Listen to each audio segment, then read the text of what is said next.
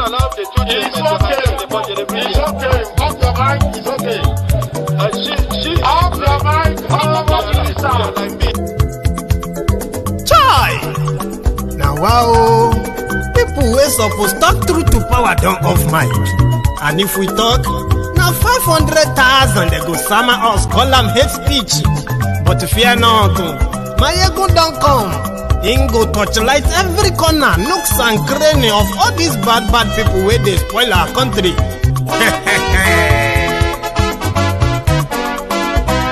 So my people make we laugh, oh, yo. My ego don't come, oh, yo. My people make we shout, oh, yo. My ego don't come, oh, yo. My ego don't come, man of the masses, oh, yo. My ego don't come, oh, yo. My ego diary politico, oh, yo.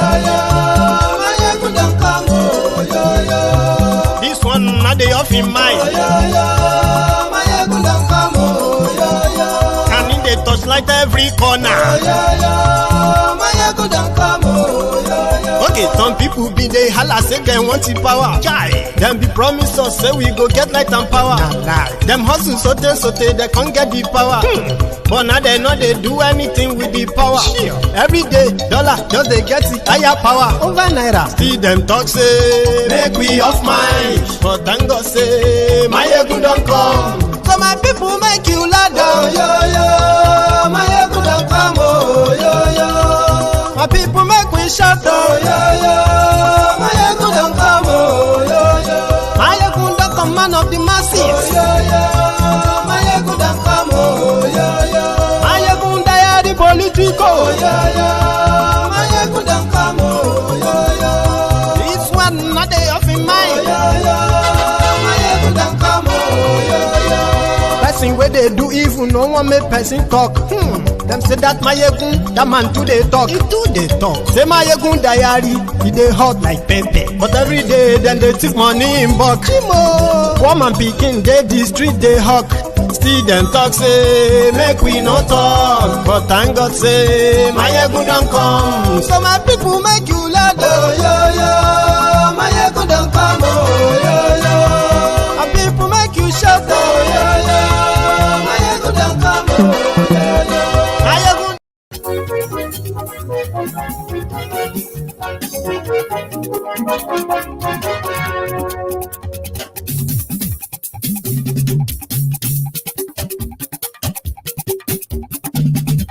Hello there.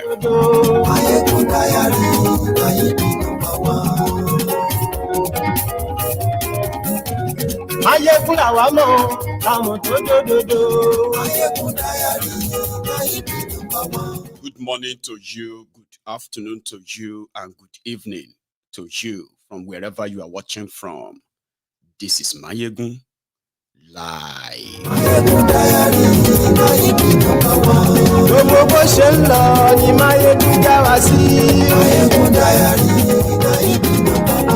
Àṣírí ọ̀jẹ̀lú kì í bò níbẹ̀ o.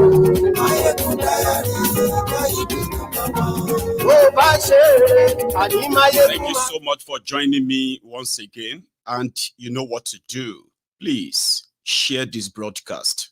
I mean, after you have read the caption of the broadcast, the description as well, please share the broadcast and invite your friends as well as your not so friendly friends.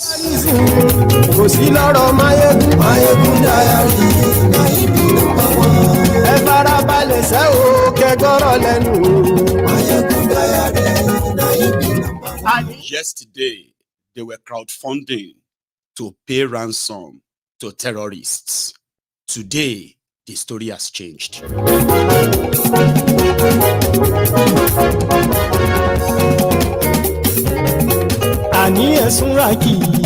Break it up to save lives. Break Nigeria up from the shackle of these criminals. It is not serving anybody's interest. Even Babangida agreed. And yes, we like you. YouTube. And yes, we like The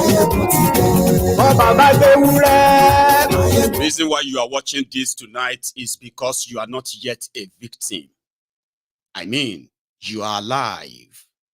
And just like I said yesterday, we are all disasters waiting to happen. And in fact, I hope it is not soon.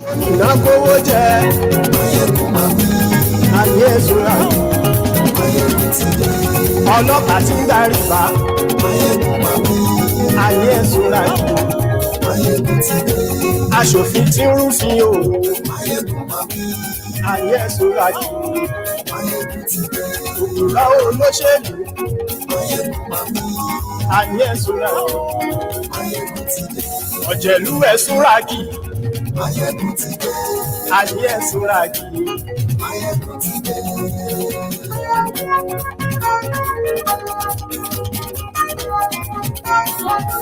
Ayé ti dé. Motide. So, good morning to you once again. Good afternoon to you. And good evening to you from wherever you are watching from. It is Mayegun Live. Last night, we were talking about the open endorsement of terrorism and ransom payments by a former communication minister, Isa Pandemic, who came out because of this family.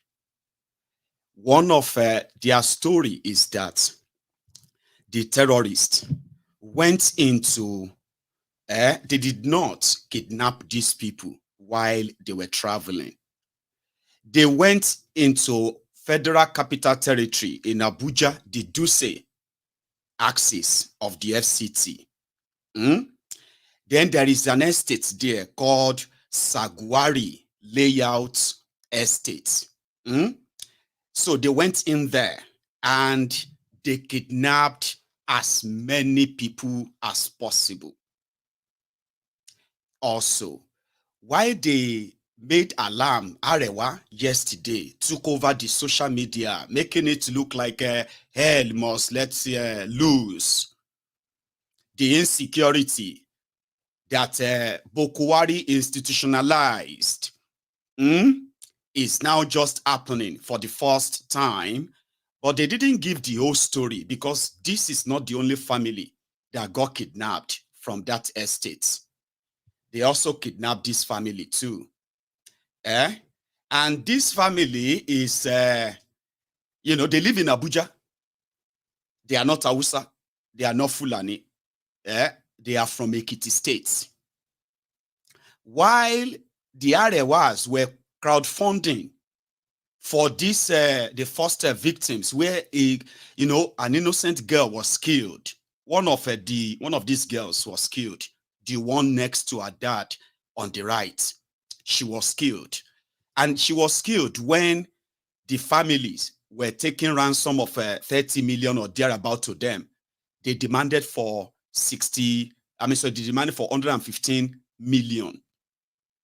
However, other people that they kidnapped, all right, they were demanding 60 million from them. So when that family took their own ransom to go and pay them, they took the money and they told them to go to a particular part of that bush in Abuja, that same Abuja, all right? And when they got there, they found the body of one of the girls. And that was why things got escalated. But like I said, as they were, crowdfunding for this first family, and then they were calling for the head of Tifnumbu. However, the Ariyo family from Ekiti, they were also in captivity, where they couldn't really afford the 60 million. However, they too, they were making effort to pay, but they were not like sort of viral like the other ones, until yesterday when the terrorists killed one of the girls, one of the Ariyos, because they were delaying in paying the ransom. And this time around, now that they know that Nigerians can publicly crowdfund to pay ransom, that is their situation now. Now that the terrorists know very well, they are no longer taking the 60 million anymore. They have now kind of increased the ransom. If it's going to take the whole of you, Arewa, or the whole country to raise the money, then you probably could raise nearly 1 billion too to pay ransom. And by the time you add this family from Zamfara, who also got kidnapped, and they're asking for 100 million for them. All right. So maybe you can crowdfund 800 million naira. So they jacked it up and they're like, we are going to kill all of them if you don't pay. That is the situation as we speak. All right. Ariyozo and this other family, right? The Amidas or what? Yeah. They're going to be killed. And the Nigerian military, starting with the Nigeria government, it is just like a business as usual. It's like nothing is happening. 140, I told you yesterday, 143 days. I was wrong. It's actually, today we make it 150 days since they've kidnapped these youth coppers. And they are asking for 50 million on each of them in Nigeria.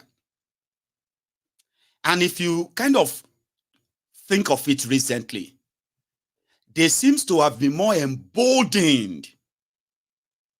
Somebody was like, where do they take all this money to? That is where the collusion comes in.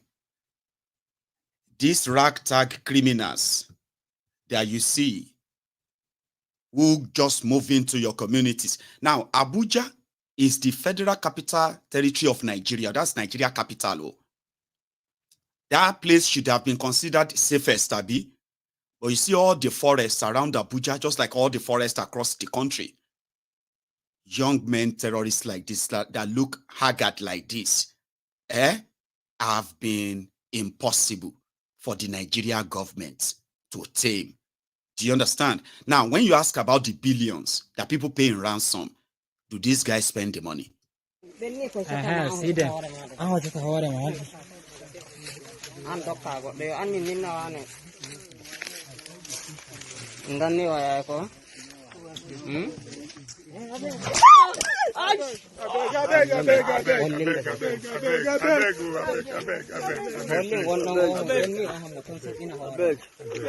Mommy, see your picking.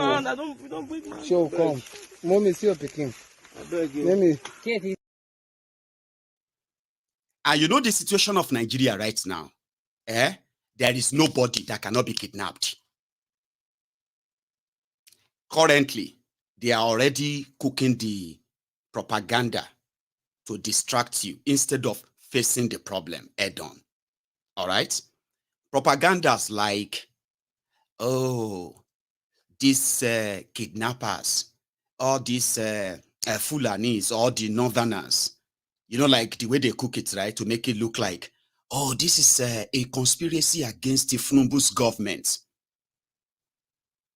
Remember, they are actually not really going after this terrorist per se. Here you get, they are playing defensive instead of playing offensive and rounding them up. These guys are existing not far away from the FCT. And just like other states as well, right? They are not far away from where they can be located and rounded up. So the action, the directive, the political will to make that happen will come from who you call your presidents. I mean, a lot of you should have possibly realized that by now. You cannot, what do you call it?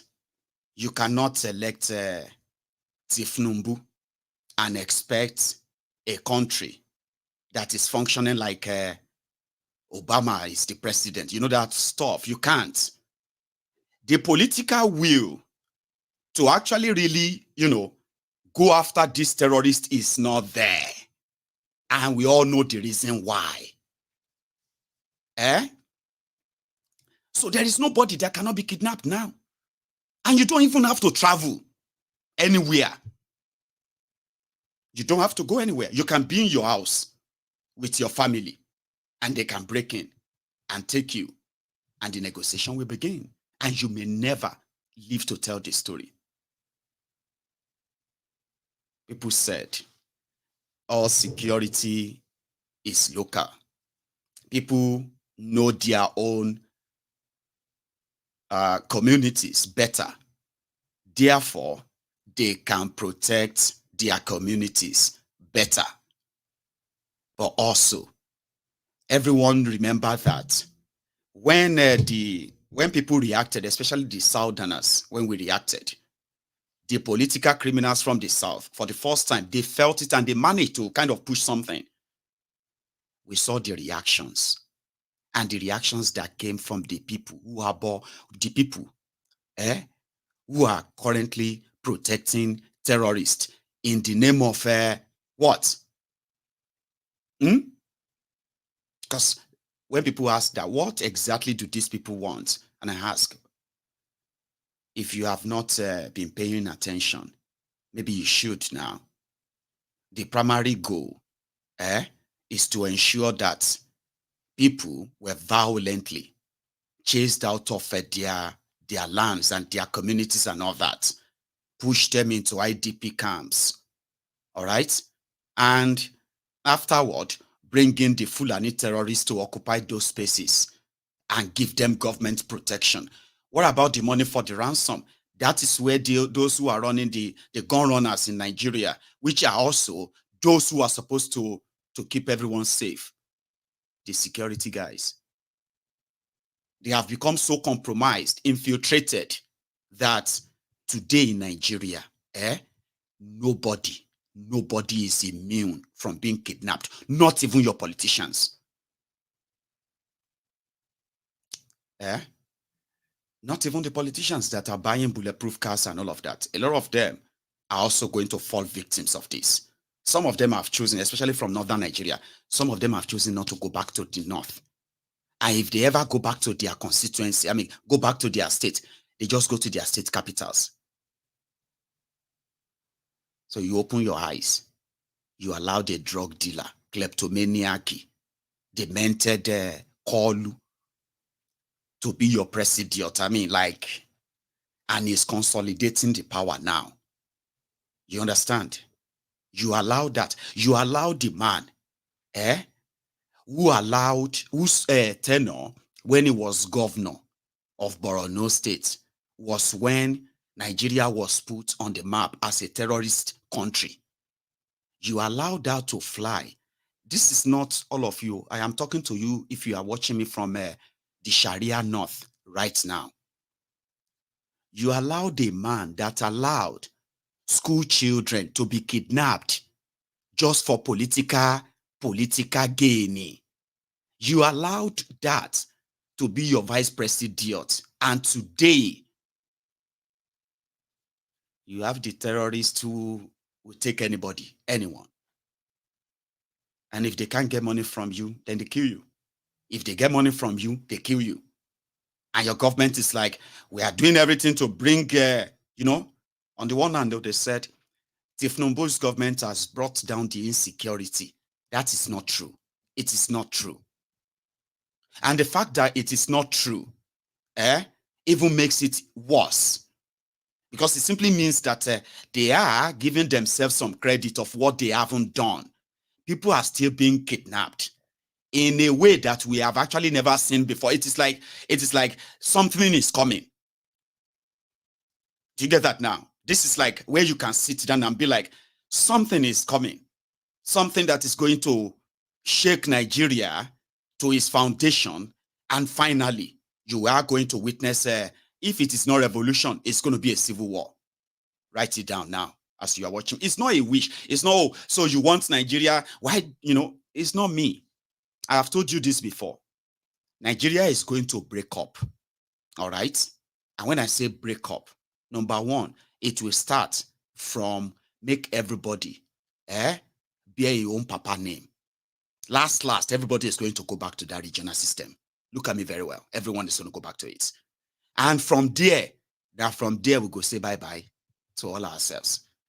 But it is not going to be because you love Nigeria so much in your head that you would wish that never to happen or whatever, right? It is not that. It is not because I, Mayegun, have been praying and I have been working that I live long enough to witness the breakup of Nigeria. Because until that happens, let me explain something to you. Literally, right? Until Nigeria breaks up. You see this terrorism, their sponsor, using the system of Nigeria to protect them. They will lead all of us there eventually. Because when Nigeria breaks, right, you see all these terrorists, Uthman Danfodio descendants, who have this fraudulent Islamic ideology, all right, they will no longer have the audacity to cross any border that is drawn and say, listen, this is where your Sharia ends. If you cross this border, you no go back. Until that time where every part, like every region, would have their own army. This is not going to be your Nigerian army. This is going to be the army. If it's going to be the Igbos, it's going to be the Igbo army. If it's going to be the Yorubas, it's going to be the Yoruba army. Even if they break Nigeria into 6 regions using your 6 geopolitical zones, until when that comes, until when you understand what will happen, if you allow terrorists to gain an inch of land in Yoruba land, for example, you know what will happen to you. So as a Yoruba man, as an Igbo man, as a Ijo man, or wherever we all ended up as then, even as the Kaura fans, the Middle Beltans. So this time around, you can have Middle Belt United Army. The army that the Middle Beltans are, you will be fortified, armed, and there will be no goddamn sheikh anywhere pulling any string telling you that you can't, or the type of weapons you can get for yourself. So these criminals are going to push us there. That's the point I'm trying to make. So break Nigeria up may be something that is too much for you to take in, simply because to you, it is the call for war. Nigeria is not at war. They told you, and they are still telling you, Baba, which country have you seen where their citizens have turned to game for terrorists? If they are not killing them en masse, they are kidnapping them en masse. And they are doing so right in the public glare. If you kidnap people in the UK and the news breaks that you have kidnapped people here, Baba, you have declared war to discourage others that if you try this, you are going to be killed. You will be lucky to be alive when they finally come for you. But in Nigeria, they are on the one hand, asking you to continue to pray to God, continue to pray to Allah, to bring protection over you. But the people saddled with the responsibility of protecting you, people paid to protect you, are now trading you with terrorists. So eventually, you are going to not listen to them anymore. We are going to get there. Do you get that? You are going to realize that the interest that these guys have is completely in contrast with your own supposed interest of what they have in mind. And you see all this conflict of interest. Nigeria is not at war. Nigeria is not at war. But people are dying every day in the hands of terrorists. Money, billions of money, hundreds of billions of money are moving and circulating within Nigeria's system. These are ransom money paid to terrorists, and not a single one has been successfully traced or the criminals arrested. Not a single one, per se. They will present some faceless, criminals, put gun in front, present guns in their, in front of them and say, oh, these are the kidnappers that have been terrorizing the Abuja, blah, blah, blah. And then you'll be like, okay, thank God, though. They have arrested all the terrorists that are terrorizing Abuja. Then the following day, breaking news. 27 people have been kidnapped in Abuja. And you'll be like, Shebi police paraded something because they are not honest. They are not. And these are the things, some people left Benue. They were going to Enugu. All right. And immediately they left the park. Okay. Just about 20 miles out of the park, out of the city. Baba, they were kidnapped. 45 of them. These ones were traveling. 45 of them. They are in the captivity of the terrorists as we speak. You have been fighting terrorism in Nigeria, at least officially, since 2010. That makes it 14 years. Over 100,000 people have been slaughtered by the terrorists. And more than 10 million people have been made homeless, and they are now living in refugee camps. And refugee camp is just they are now living in IDP camp, right? Internally displaced person. What should normally displace people in any reasonable country is natural disaster, landslide, earthquake, forest fire, flooding. These are the things that are natural disasters that can displace people in safe countries. In Nigeria, terrorists are displacing people. Over 10 million people, including women and children, especially women and children. They are those in the larger percentage, scattered all over the place. They are still not safe. And you actually don't want to probably know the conditions they are into. The same country, the same criminal government, completely. Rather than help them, they are making money off them. But you are not at war. Don't cause war in Nigeria. Let us pray to God. All these things you are talking, what do you want us to do?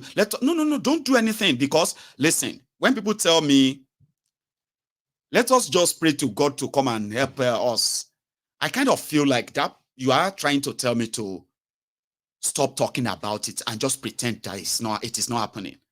Let's pretend that it's not happening.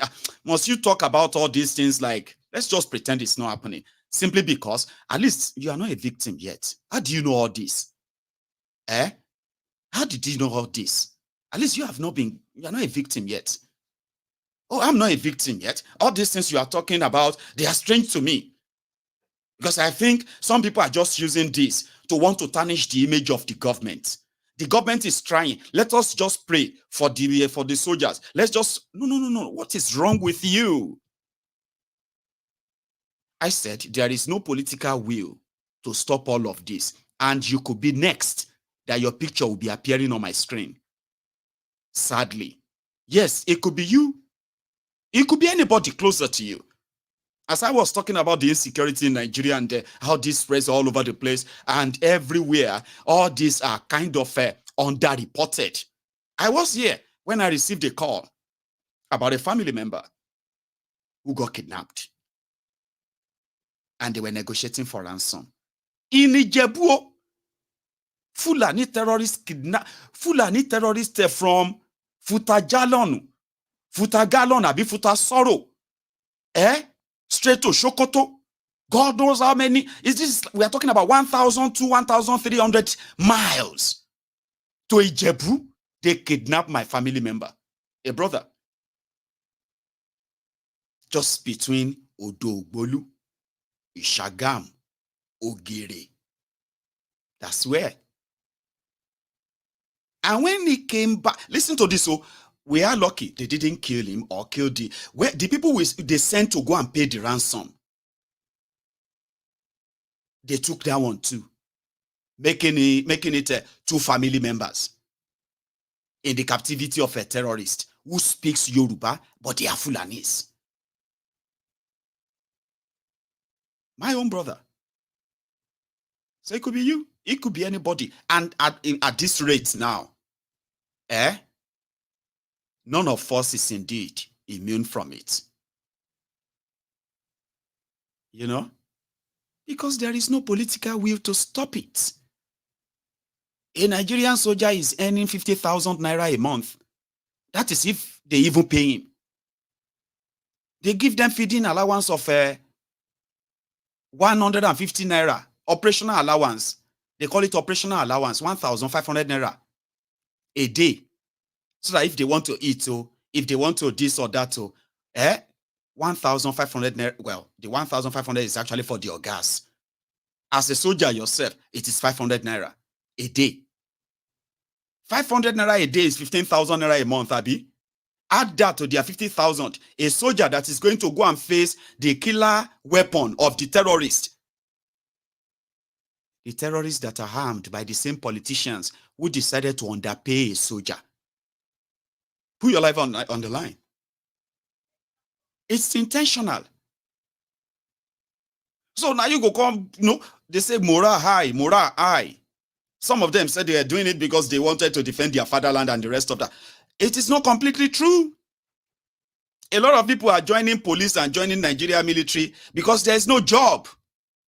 They want to be paid. Then pay them well. No, they won't pay them well. It's all intentional. So that, before the fire of the terrorist catch up with you, the fire in your belly is already dead as a soldier. Then they give you, all these weapons that, then you continue to get conflicting conflicting orders.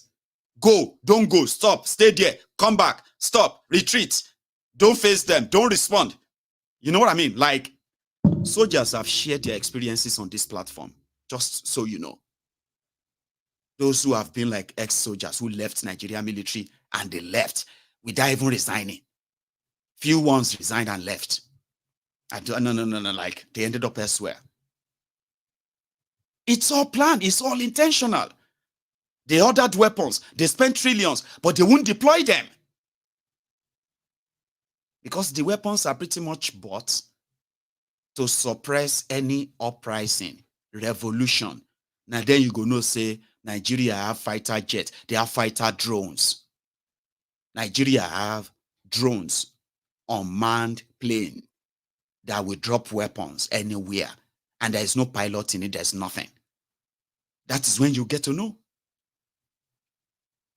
But deploy them, map the terrorist areas. No, they won't do that because it is going to clash with the political profits that they make from the chaos. It's sad, isn't it? Now, I think on the 7th of January was when this started. But on the 1st of January, 2024, you see that Kogi, Lokoja, Okene Express Road, which is also an hotspot like Kaduna, Abuja Kaduna Expressway.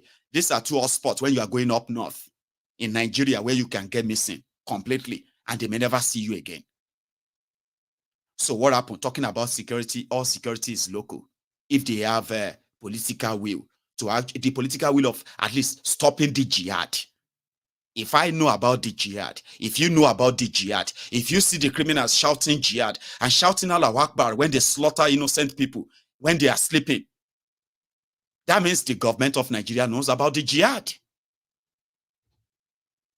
They know that this is not farmers others clashes.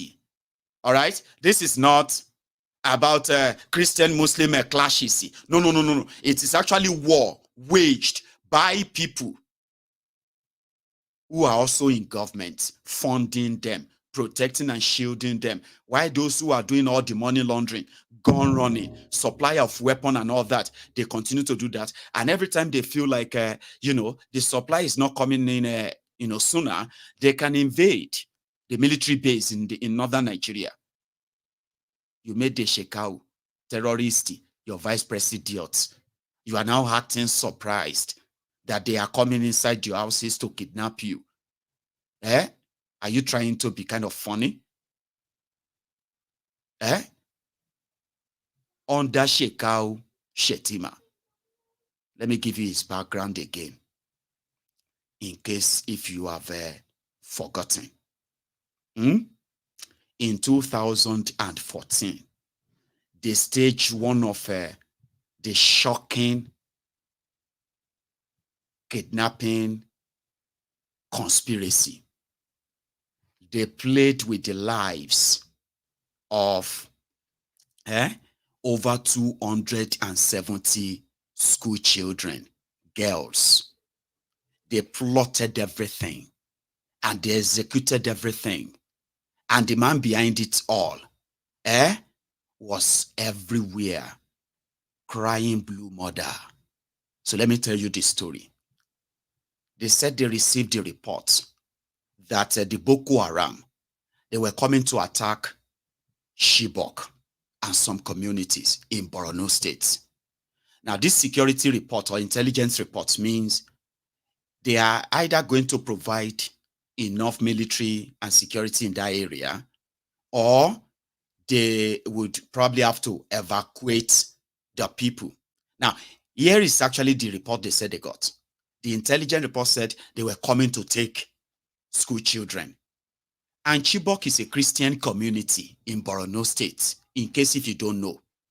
The Borno Chibok girls they kidnapped, they were Christians. Do you understand? Yes.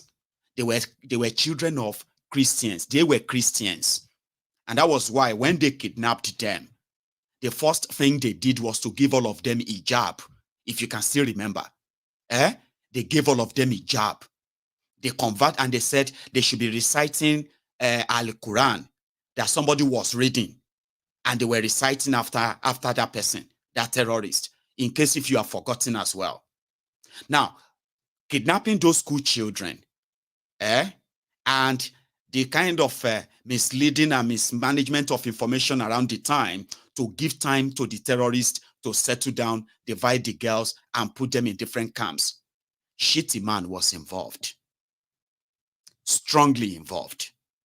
How? The WAEC came and they said, with these security reports, and we are trying to have, they were going to sit for their final exam for WAEC. West African Examination Council, they call it WAEC. And the security report came and they said they shouldn't hold it there. Guess who was the Minister of Education then, who wrote a letter to the then governor? Shitty man. Werewike. Werewike was the Minister of Education under Goodluck Egbere Jolantan. He was the one who wrote the letters, the minister, and said, listen, we would have to, number one, postpone the examination for this particular part of Borno State because of this security report. Or we would love to move all the schools in this axis, move them to the state capital. And by that is a Maiduguri. So that they can sit for the examination in the state capital. You know, Borno governor, Shitty man, wrote back to Werewike and said, no, the children and the schools will be safe. We are already providing security for them. We cannot postpone the examination, and it will be too expensive for their parents to move them to state capital to go and sit for the examination. So that was the end of it. A week later, Boko Haram struck. And guess what happened? You know how they played the entire country that time, yeah? As Boko Haram kidnapped those school children, Breaking news. Over 200 school children have been kidnapped in Nigeria.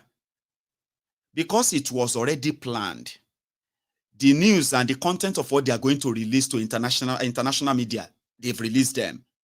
So they said immediately that news got to Egbere Jolantan. They called the governor. Now, before then, they said the governor now told the parent it is safe to bring their children into the schools. While the children were in their dormitory, the principal of the school, whose child she's a woman, whose child was supposed to also be in that school that day, because our own child was also sitting for the examination. She withdrew her own children that particular day. So when the terrorists came and took all the girls, all right, they killed 5 of them and injured some who broke their legs because there are so many. However, they successfully, and then some jumped down, according to those who escaped. Some jumped down from the trucks they used in, taking all of them, okay? Some jumped down and they call it like they escaped. Now, why that was going on? Breaking news. They have, Boko Haram have kidnapped over 200 school children in Chibok. How is that even possible? People started analyzing, doing analysis.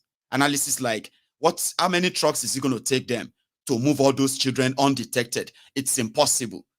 How many terrorists will actually carry out the operation? Yeah? To now be able to now add over 270 children, girls with them and still move undetected. So while people were doing those analysis, back and forth and the rest of that, yeah, they just broke the news again. They have been found. Breaking news.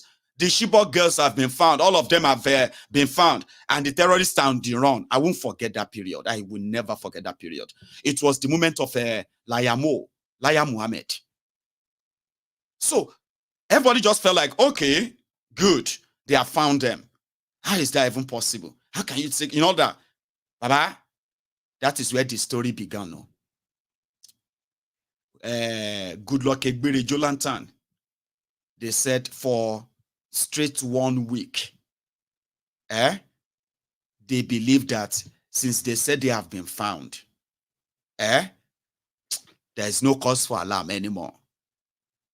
Until when the women of Chibok started protesting and the world started seeing it. And then the next thing, I think it was like a day after or 2 days after, Boko Haram just released that video of the girls reciting Quran.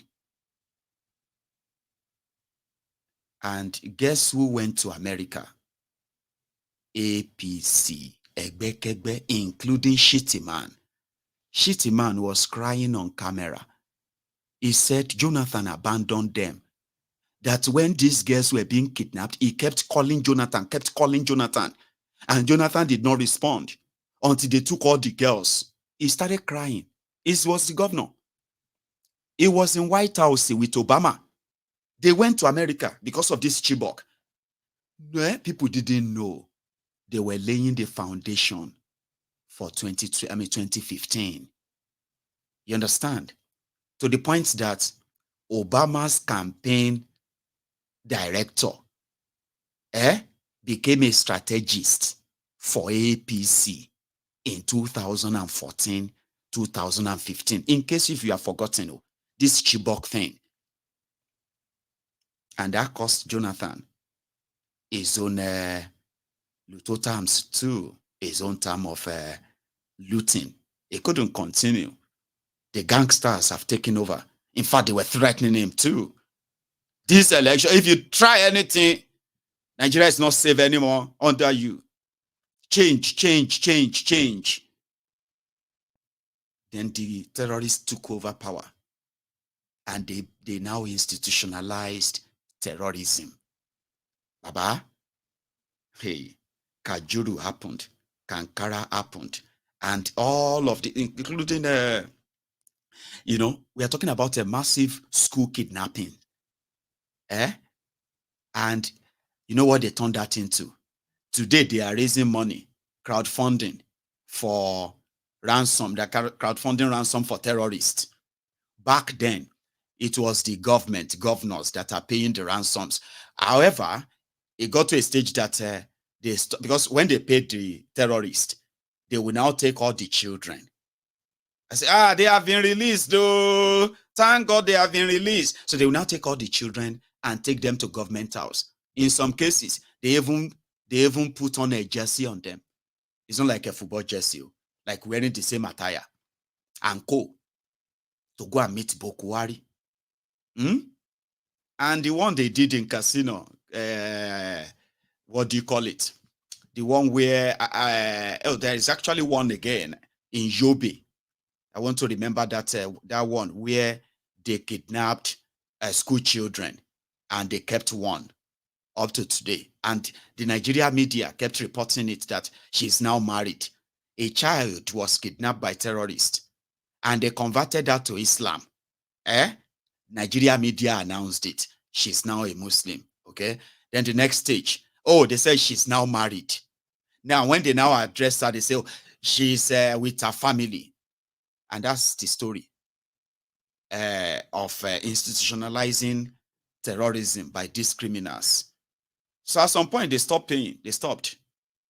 So if you get kidnapped, you're on your own. So family members of the victims, they started selling their properties to pay the ransom. Majority of them started going into debt. They were borrowing money for ransom. And some of them, till today, they have never recovered and they may never recover. So situation has gotten to where they're like, be careful. Even when you are like NYSC serving Nigeria, all right? There are some of you, listen, there are some of you, your children are currently, you are not living in Nigeria. You are there in your comfort zone in America and all these places. And because you only left Nigeria, Nigeria did not leave you. All right. So it's still very much inside of you. And somehow you are planning to send once your child is like finished the uni, you are going to send him or her, you're going to send them to Nigeria to go and do NYSC, to go and serve Nigeria. The NYSC advised their own corpers that, listen, if you are kidnapped, learn how to cooperate with your kidnappers. Be nice to them. Be friendly with them. And also make sure that you have somebody that you can call for ransom. Do you understand that? Because everybody is going to be on their own. They are kidnapping. Listen, when I was growing up, I used to believe that, the kings, they have supernatural powers. Don't blame me. I'm from Ijebu, and I'm very core Yoruba. I'm sure you get very much like a traditionalist myself, right? So I used to believe that, number one, you cannot rob a king. Number two, you cannot cheat a king. Number three, you cannot date the wife of a king. All of these things, they are like you playing with your life. Here you get, it's like suicidal thing for you to have the thought of going to go and rob a king. Rob a king? Are you serious? If the king just use one of those orishas or one of those powers, he can just command you to sit down there, like he can kill you. That's my belief as a kid. That if you want to be successful in your life and you don't want to die young, don't go and date the wife of a king, Any woman that a king sleeps with, no ordinary man must sleep with her again. No, I used to believe that. Because you know what will happen to you? You may just die. Because you see, that king is not an ordinary man. Okay? And as a king, it doesn't share that way until APC, Egbekegbe, institutionalized terrorism. Wọ́n jí ọba gbé, ajé. They kidnapped king. They raped his wife before killing him. That's what the wife said when they released her. They raped her in front of him. Kábíyèsí trek nínú igbó. Like it's AK-47, my brother. What do you expect? So you can only use force to fight force. If somebody comes here and starts shouting, Mayegun, come outside! I say, come outside, you idiots. It then burn you well, come outside. Me and you today. And me, I no answer. I just opened the window of my kitchen and I just said, ba-boom, ba-boom, boom, boom. The guy who is holding the gun outside will be like, what kind of sound is that? I say, Baba, if that one land for you till you and your gun. Say, I think we'll have to come back another day. Mayegun will come back. Oh. We are coming back. You don't have to say anything. You use force to fight force. It's only force that can suppress force. Bigger force suppress smaller force. But if you are not given that chance, even Kábíyèsí, they go take, sorry, where are you from, sir? They say, I am a bank manager, sir. I am bank manager of Zenith Bank. What happened? How did you end up here? We're going for a seminar in Ibadan. And then, sir, I don't know how to explain to you, sir. They said they are going to kill me tomorrow if they don't pay down 100 million. And there is no way. Say, sir, what about you, sir? How did you end up here? They say, well, I'm the Kábíyèsí of Kábíyèsí. Sir, Kábíyèsí, sir. Kábíyèsí, Kábíyèsí ole. In this place, terrorism does not discriminate. The rich, the poor. Anyone kidnap and don't tap of puff. Person with the hawk puff. They kidnap him. Why? That's the situation. Anyone can get kidnapped. Women, no children, no, it doesn't matter. And the people who are responsible, who should be responsible for their safety, totally compromised. In January, I think it was like the 1st of January, welcome to 2024, some school children were kidnapped. They were traveling in Kogi, and they were kidnapped by terrorists that they love to call bandits. They are not bandits, they are terrorists. They were kidnapped by terrorists. And you know what happened? Yeye Bello. You know what Yeye Bello did? He just pulled together a few number of, like military guys, police guys, as well as the vigilantes, the local hunters, who actually knows the territory very well. And they started tracing them. They started tracing. This was like hours after, like, it's not like days or hours. Action, response, and all that went after them. I think these terrorists were kind of shocked, like, oh, really? People are coming after us. When did that start? That's new. They are not supposed to come after us. Now, they are supposed to wait for us to reach out to them and say, oh, yeah, hello? Because they are using the same phone number that the security agents in Nigeria can use to track you anywhere, any day, even if you feel like you are faceless. The terrorists are using all of this. Their locations are known. Even Sheikh Osama bin Gumi, the national, the national spokesperson for all of the terrorists in Nigeria combined, Sheikh Osama bin Gumi knows their location. Now, only Nigerian military don't know where they are. It's only Nigerian authority that want to tell you they don't know where they are. They do. They do know where they are. So they said, Yeye Bello now said, no, go after them, school children. Really? And their teachers. Looking nonsense. Immediately they went after them. The terrorists were surprised. Like, what? And this is actually what happened. I think I have that song. Yeah, here.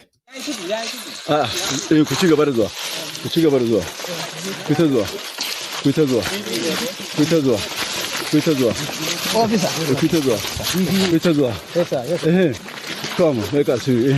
Yawa, go. Yawa. Thank you. Yawa. They don't cross road, don't enter the way. They cross what? Let them go. Here, no be their land. Yes. Thank you very much. Yeah. God bless you. Yeah. Zamu say I don't live. Nami. Now the boss one of them give me. Waiting there inside. What is? Now one of them wait and they run. Okay. Okay, now one of them get up. Yeah. Hey. They should stop. They should stop. Amen. Now the victim, Now the victim. And then you leg it, keep.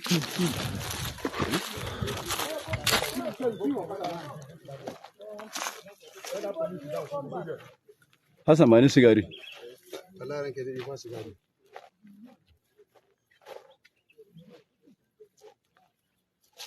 Now here remain. Yes, sir.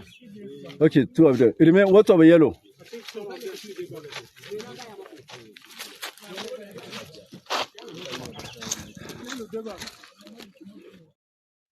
So normally, that is how it should be.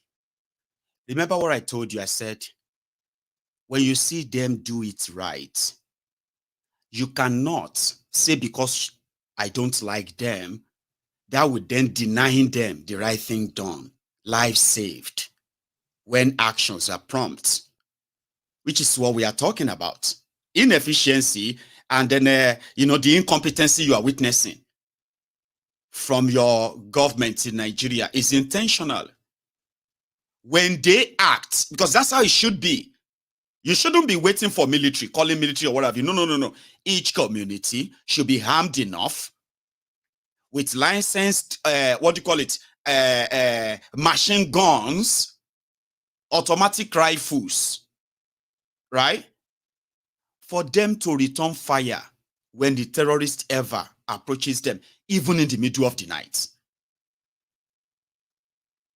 When you do that, they always run away. See, me, I have found out. Ask the Middle Beltans.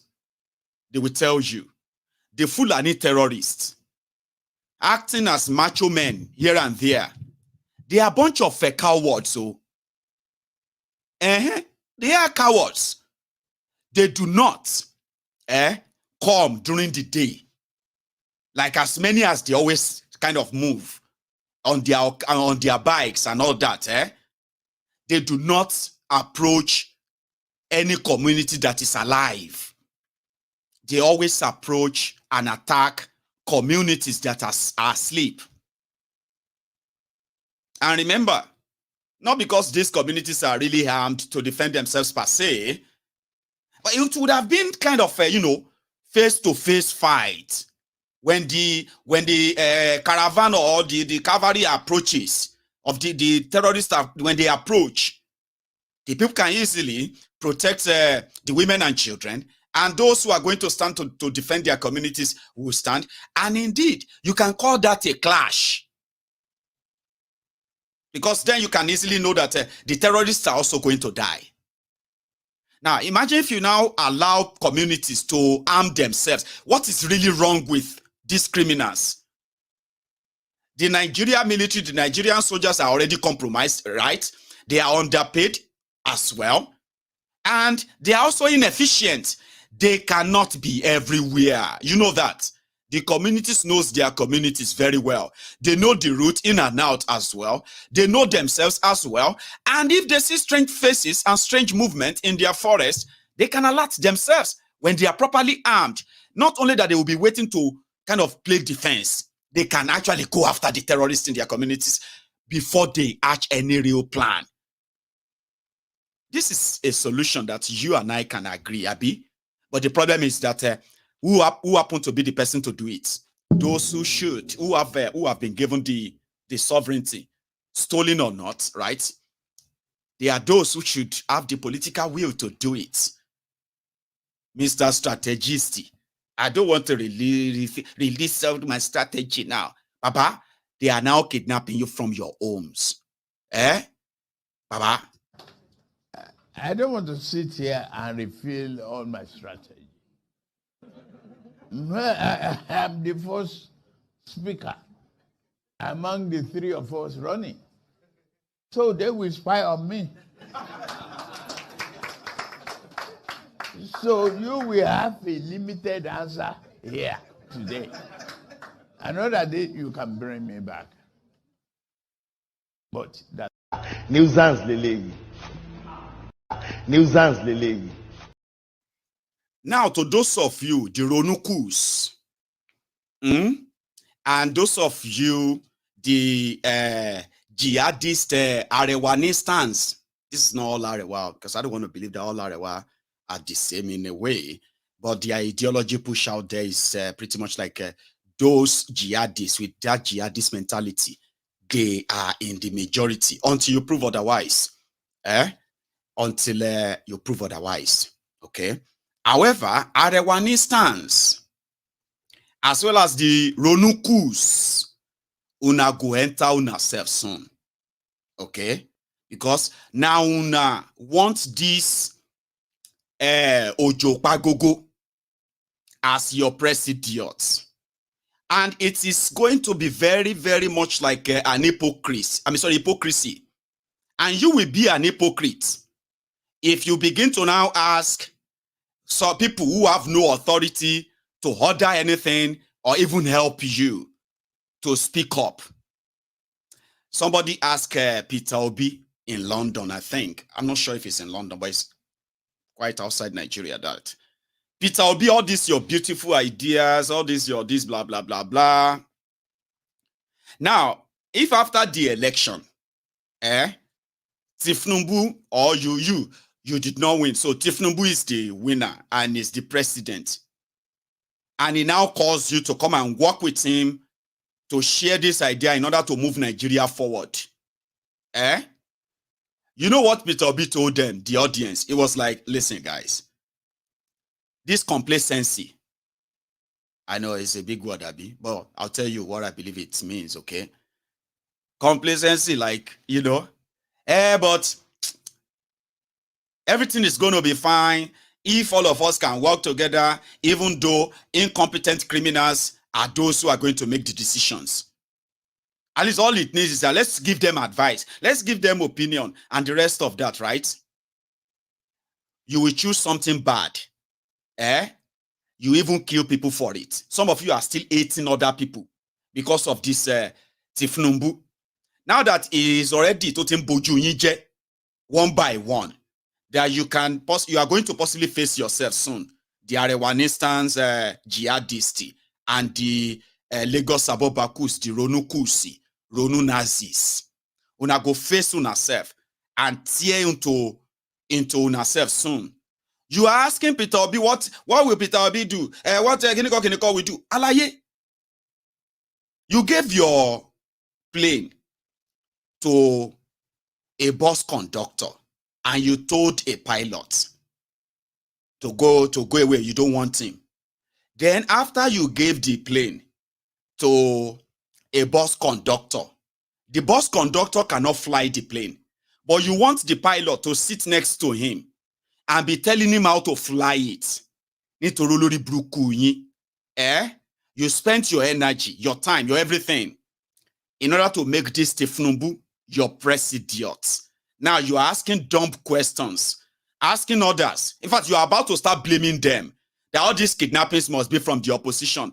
You understand?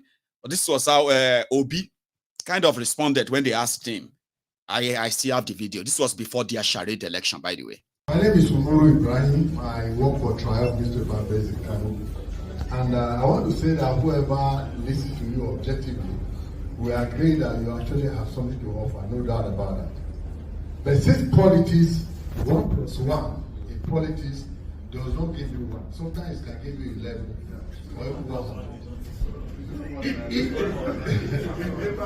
If for whatever happens, you don't win this election, and whoever emerges, extend invitation to you to serve, to enable you to implement these brilliant ideas in the interest of Nigerians.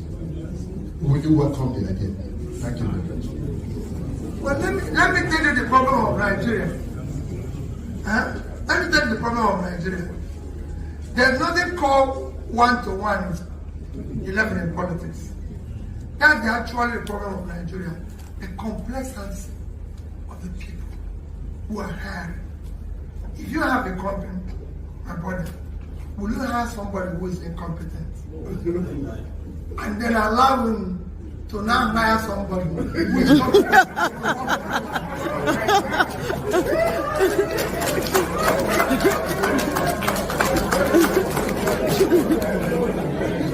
So this is the problem. You don't go and get a conductor and say the conductor should be driving, let the driver be at the back and advising him.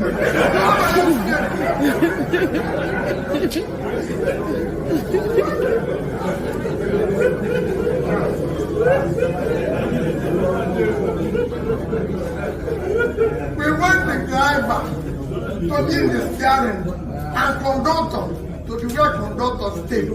That is the only one we want. In 2023, my dear brother, this election is an essential election for our country. We can no longer continue managing it. The only way it can work, and it works, is when the person who is in charge understands it.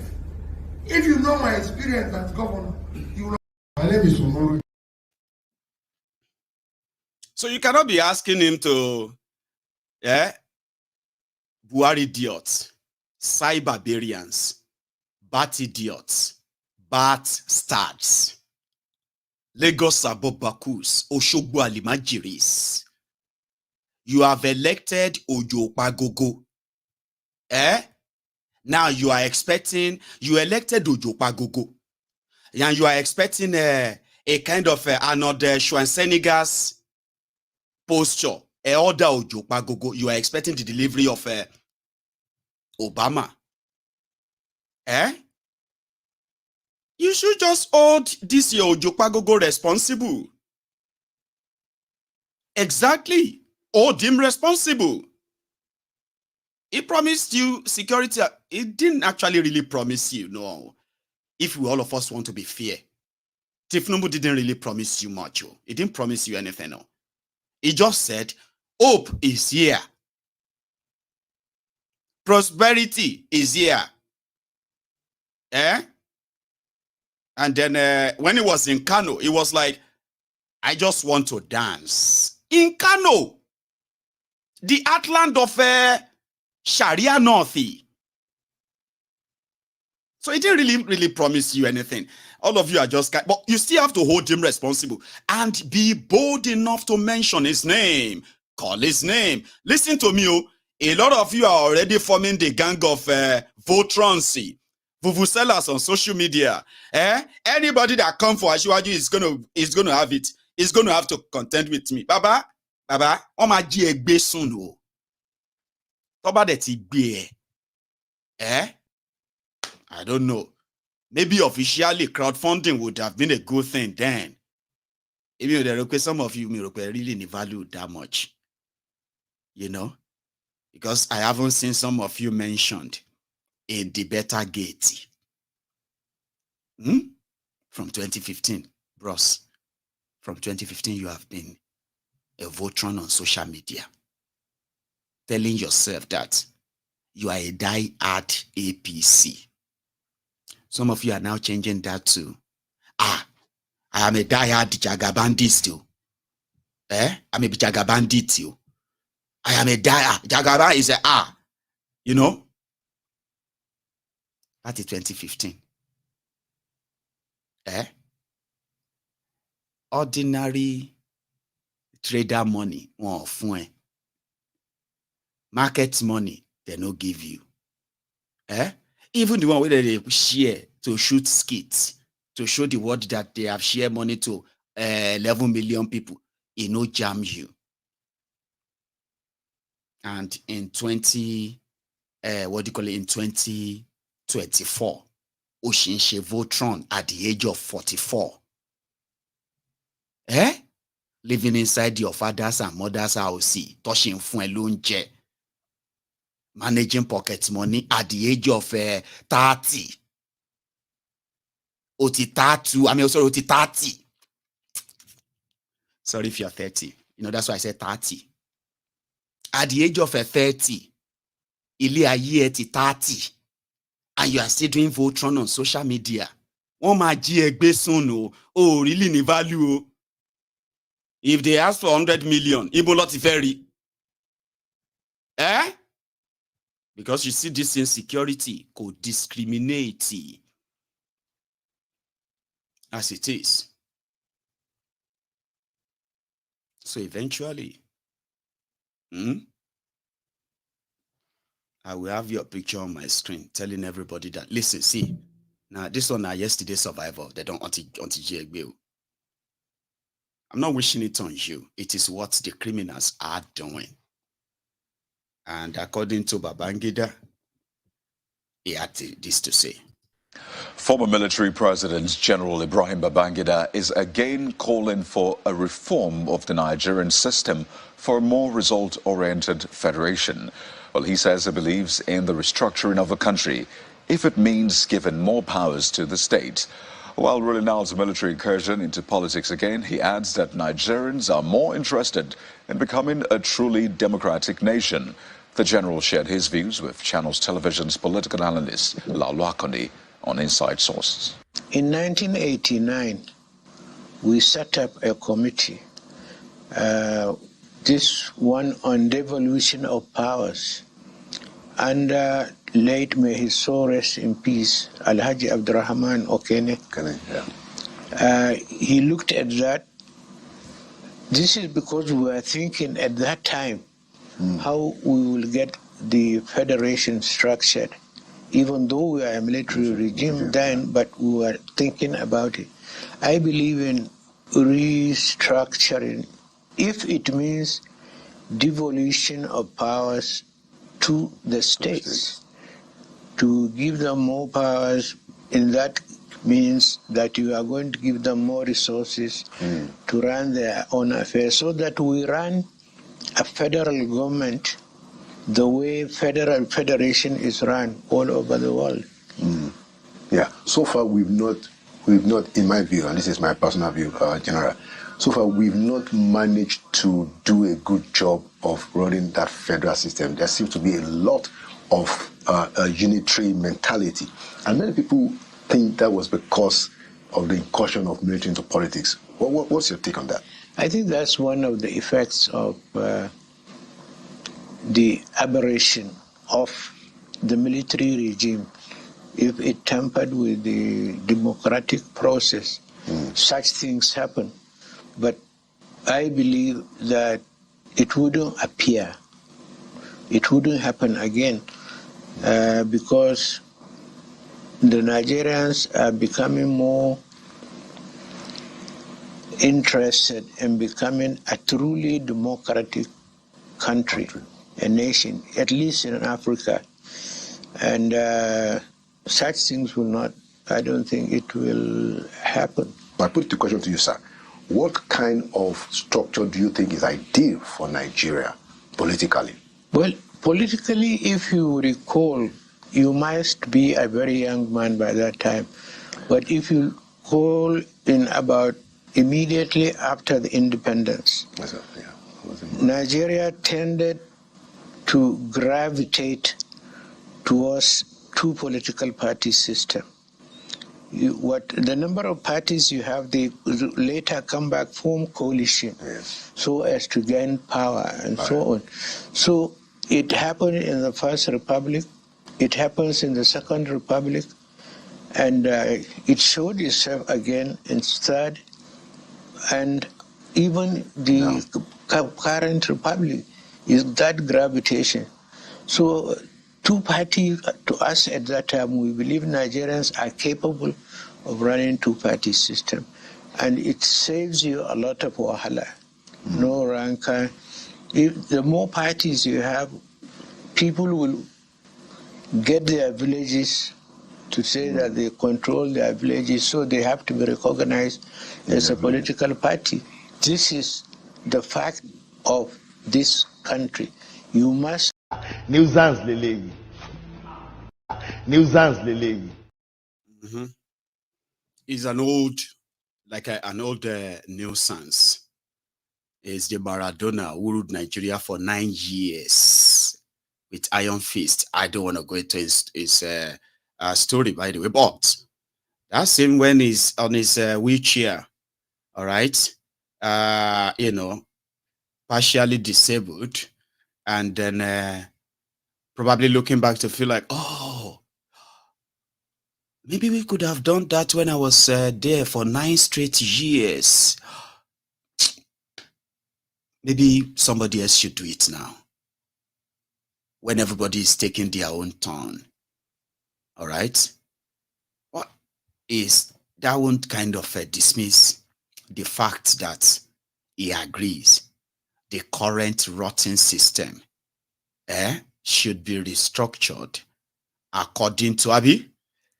But there are those who never wanted that to happen because they believe restructuring Nigeria back to the regional system of government is a recipe for Nigeria's breakup.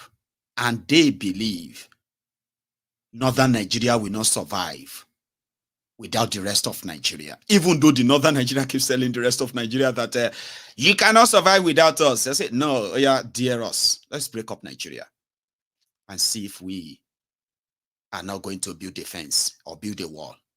Yeah, build that wall, build that wall, build that wall. You will see everybody armed like commandos waiting for the Fulani terrorists to try and cross the border. Yes, now. Because what we have right now in Nigeria, tell your children, is called the clash of civilization. There are people who still believe that their ancestors, they are the owners of the rest of the place called Nigeria today. And one day, sooner or later, it may take 1 year, it may take 100 years, it may take 1,000 years. They will one day control every space called Nigeria today, because that is their destiny. Do you see that? You know, it's something that you're going to hear and be like, are you mad? No, you're mad, right? Come on, tell me, you're mad, right? So does that mean that you consider me an infidel, a filth, something that must not be touched? And the only way you can help me is to ease me off my body and all of that is what? Is to wipe me out of the surface of the earth.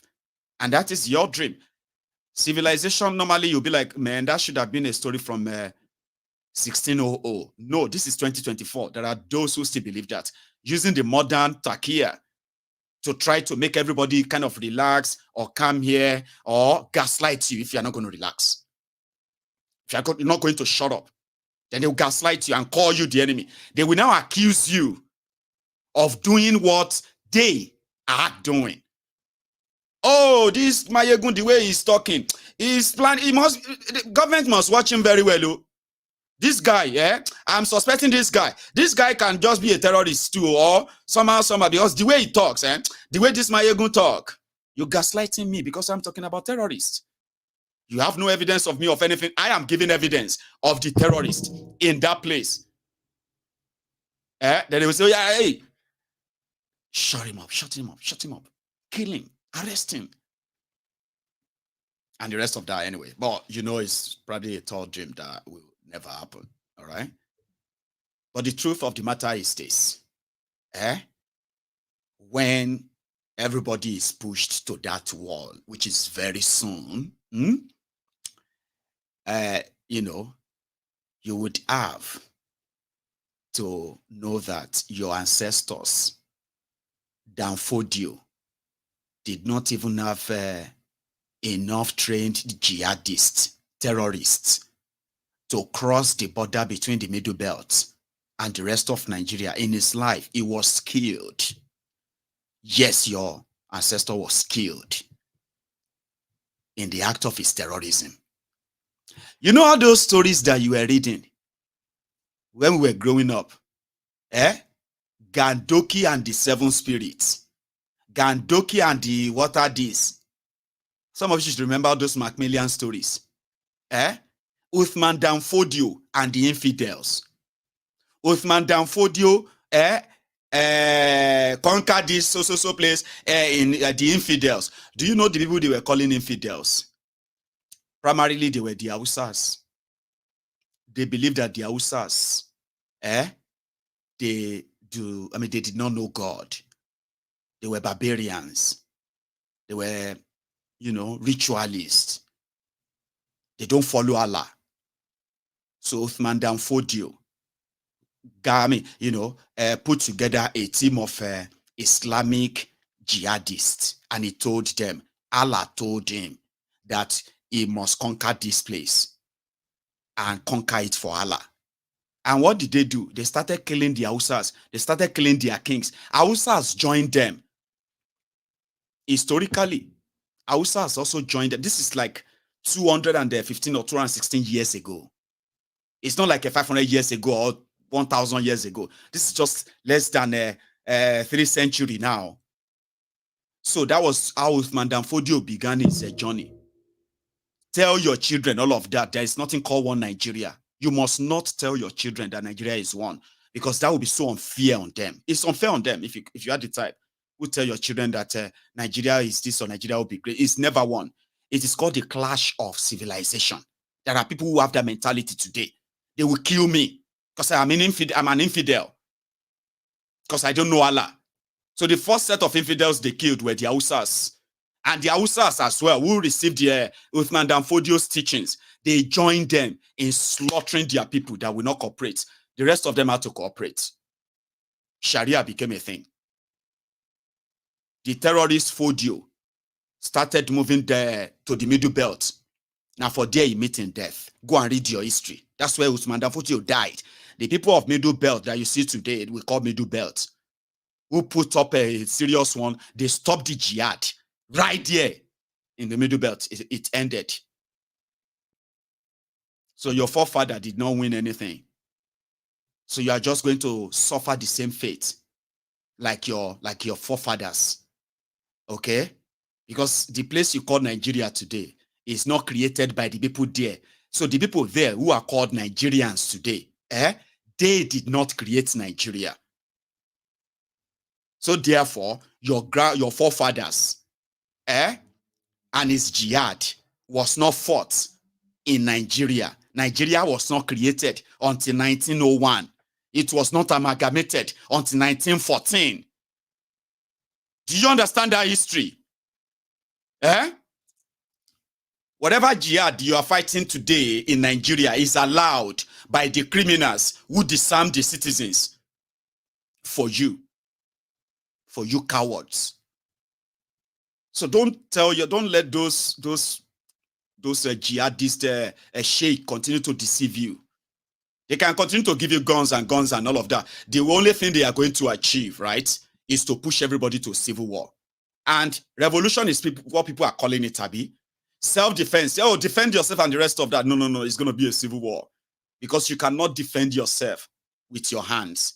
It's going to get to a stage. You will realize that the government is just telling you to wait to be killed. And before you become that victim, I hope this kind of say something to your conscious and subconscious mind too. Mazi, please. My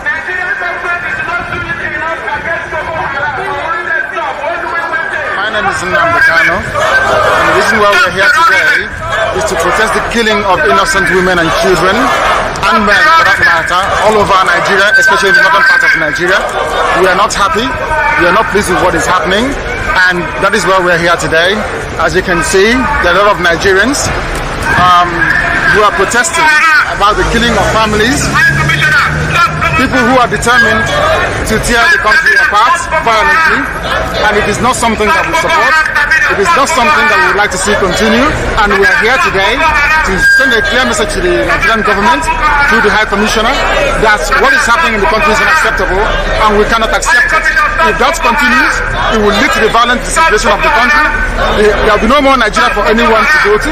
There will be no Nigeria for anyone to refer to. In fact, what is happening in Somalia today will be like a tea party. So we cannot allow this nonsense to continue.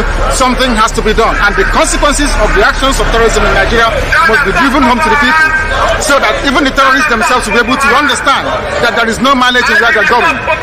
The only thing they can accomplish is the breakup of Nigeria. If they think that they can cower people, if they think they can force people to be coerced into a religion which is not theirs, then they are clearly mistaken. We are asking for peace. We are asking for people to get together. We are asking for everybody who loves Nigeria, who is associated with that country, to please prevail upon terrorism in Nigeria so we can bring it to an end. That is why a multitude of Nigerians are gathered here today. Those of us in the UK are determined to work with the government for peace. We are determined to work with the international community for peace. The one thing we cannot stomach is a repeat of 1966. What is happening today in Nigeria was the reason why Nigeria fought a bitter civil war for 3 years between 1967 and 1970. If this continues, there will be another civil war in Nigeria.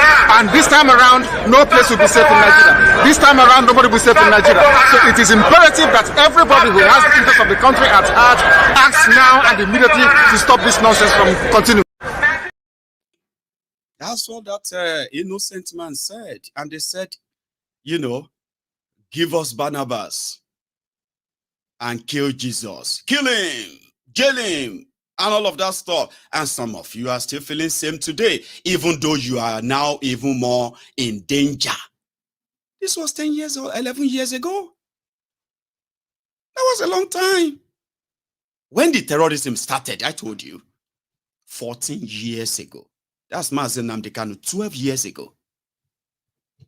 But today, the Fulani terrorists in power kidnapped him and locked him up.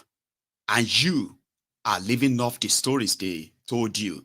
While those who continue to harm you, harm your family, I mean, without considering whether you are a Christian or a Muslim, or whether you are a northerner or a southerner, it doesn't matter. They don't discriminate per se. The man they told you was dangerous. Who told you the danger that is upon you? Is locked up. And the terrorists, they told you that people were just trying to exaggerate. Today, they are no longer waiting for you on the road. They come straight into your houses and take you. And guess what? Help cannot help you. That is the situation you are in now, isn't it? And some of them are calling out. Thank you very much, by the way, for that a better update. They said Uthman Danfodio and his jihad was stopped on the valley of Benue. No wonder. You see that valley in Plateau? The Plateau valleys and then the Benue valleys. They remind the Fulani terrorists of their defeats. And no wonder that they want all the descendants of those people to be disarmed, for them to be slaughtered in their sleep. I told you they are cowards. They only attack villages at night. Cowards. They brag of all different weapons. They only attack people at night when you could barely get help. Okay? And most of their attacks, especially on large communities, they are coordinated. Those you are going to call for help, they are not coming. They are aware of the attacks. They will see those of you who survive tomorrow. And if you don't survive, sorry. They know about the attack and they are not coming. It's unfortunate, isn't it? It is. And like I told you, nobody is immune from being kidnapped now. Because your family members are there in Nigeria right now. Some of you don't even know. Me, myself, I don't know where some of my family members have been to in the last 7 days. Do you? At least we were talking about family yesterday.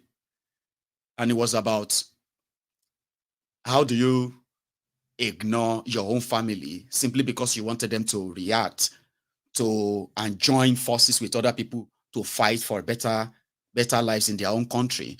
And you know that conversation yesterday. But a lot of you here watching me right now, if I ask you, do you know where 1, 2, 3, 4, 5 of your immediate family members, where they have been in the last 7 days? You do not know. You just know that at least nobody has called you, that somebody is missing, or somebody has been kidnapped, or somebody has been killed. And therefore, you assume that they are fine. So when people were like, I remember when I used to tell people then that this terrorism is not a northern problem. It has now become a Nigeria problem. This was about 8 years ago. This was after 6 months of Bukwari, and I could tell easily that hey, Nigeria is in for a long ride. They are in it. Shall you understand now? 8 years ago. Man. Anyway, where I'm going to go next is this. I saw some students, I'm coming back, because like I said, that anybody can be kidnapped now. And it can happen to any of us anytime. It is one of my most dreaded feelings ever. I don't know about you.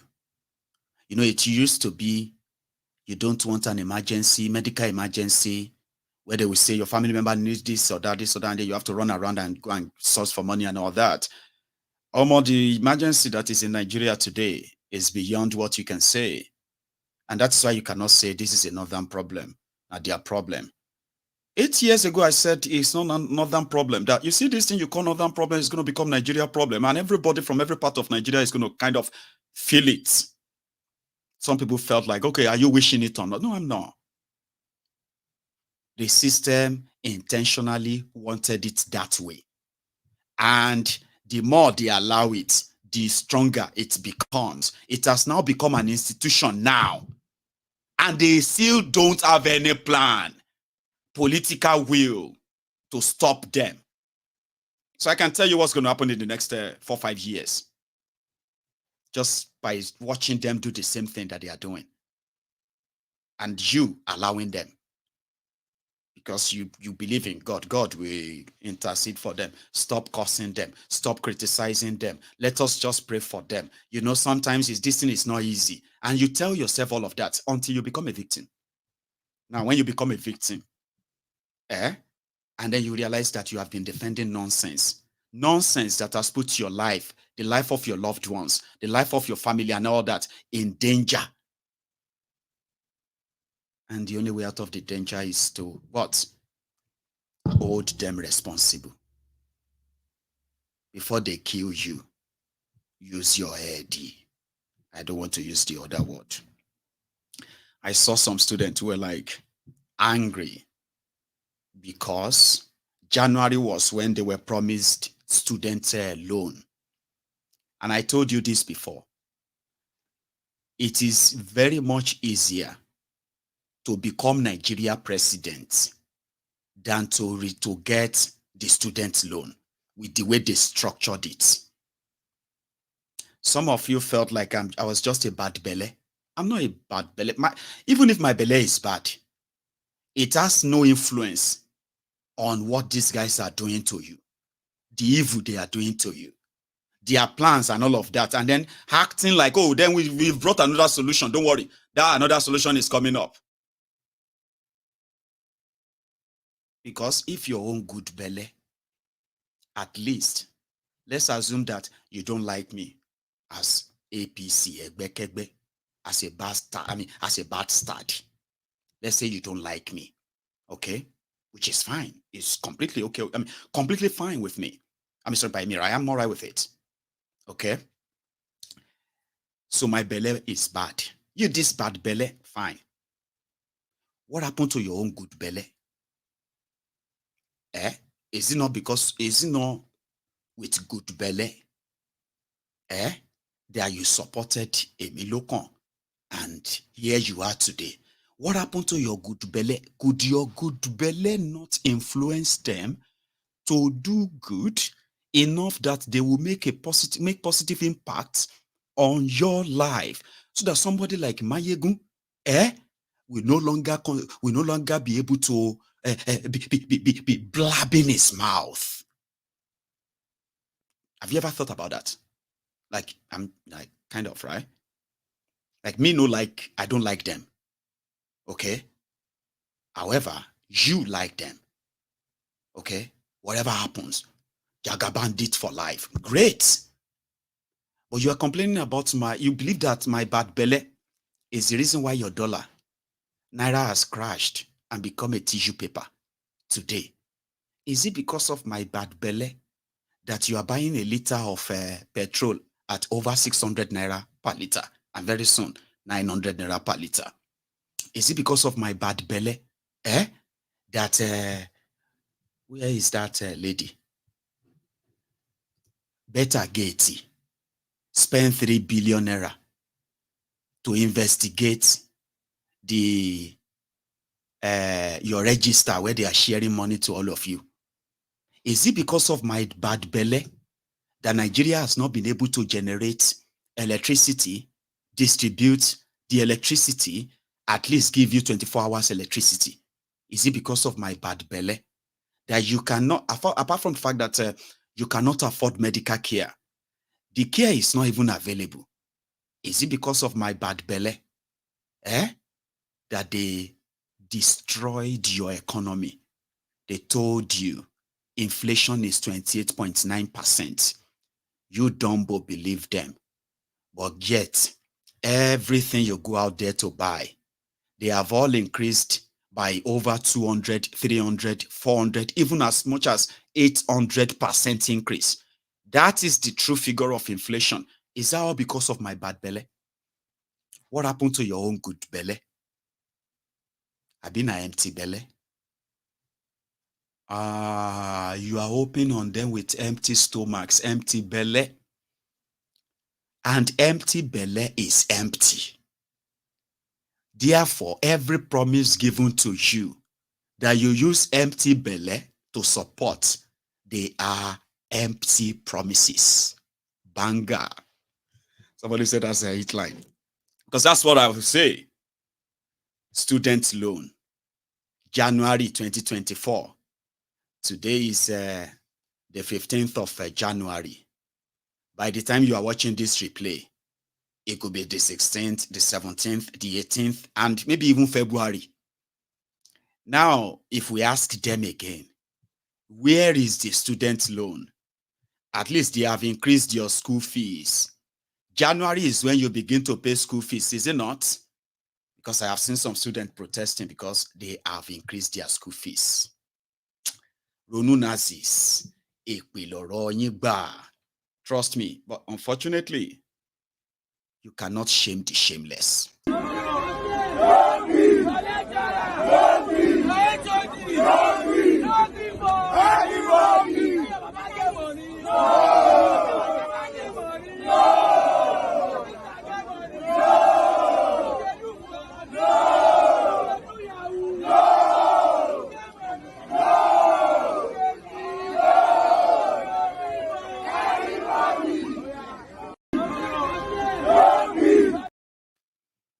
So when people tell you that Nigeria is finished, they are not exaggerating.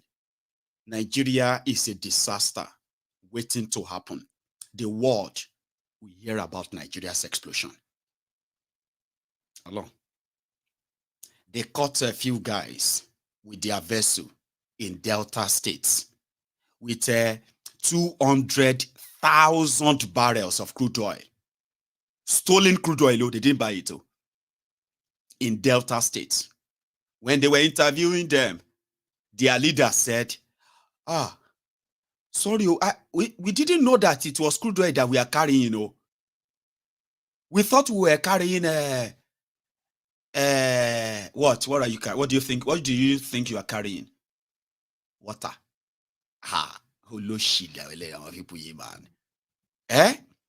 But by tomorrow, you go see it in the news. They don't burn the tank, they don't burn the vessel, they don't burn the crude oil. And at the same time, making your situation even worse. Delta State, they found a truck, a vessel with stolen crude oil in Nigeria. So when they tell you Nigeria to finish, they are not exaggerating. It is just a matter of when is it going to really explode? And I want to be there when that happens.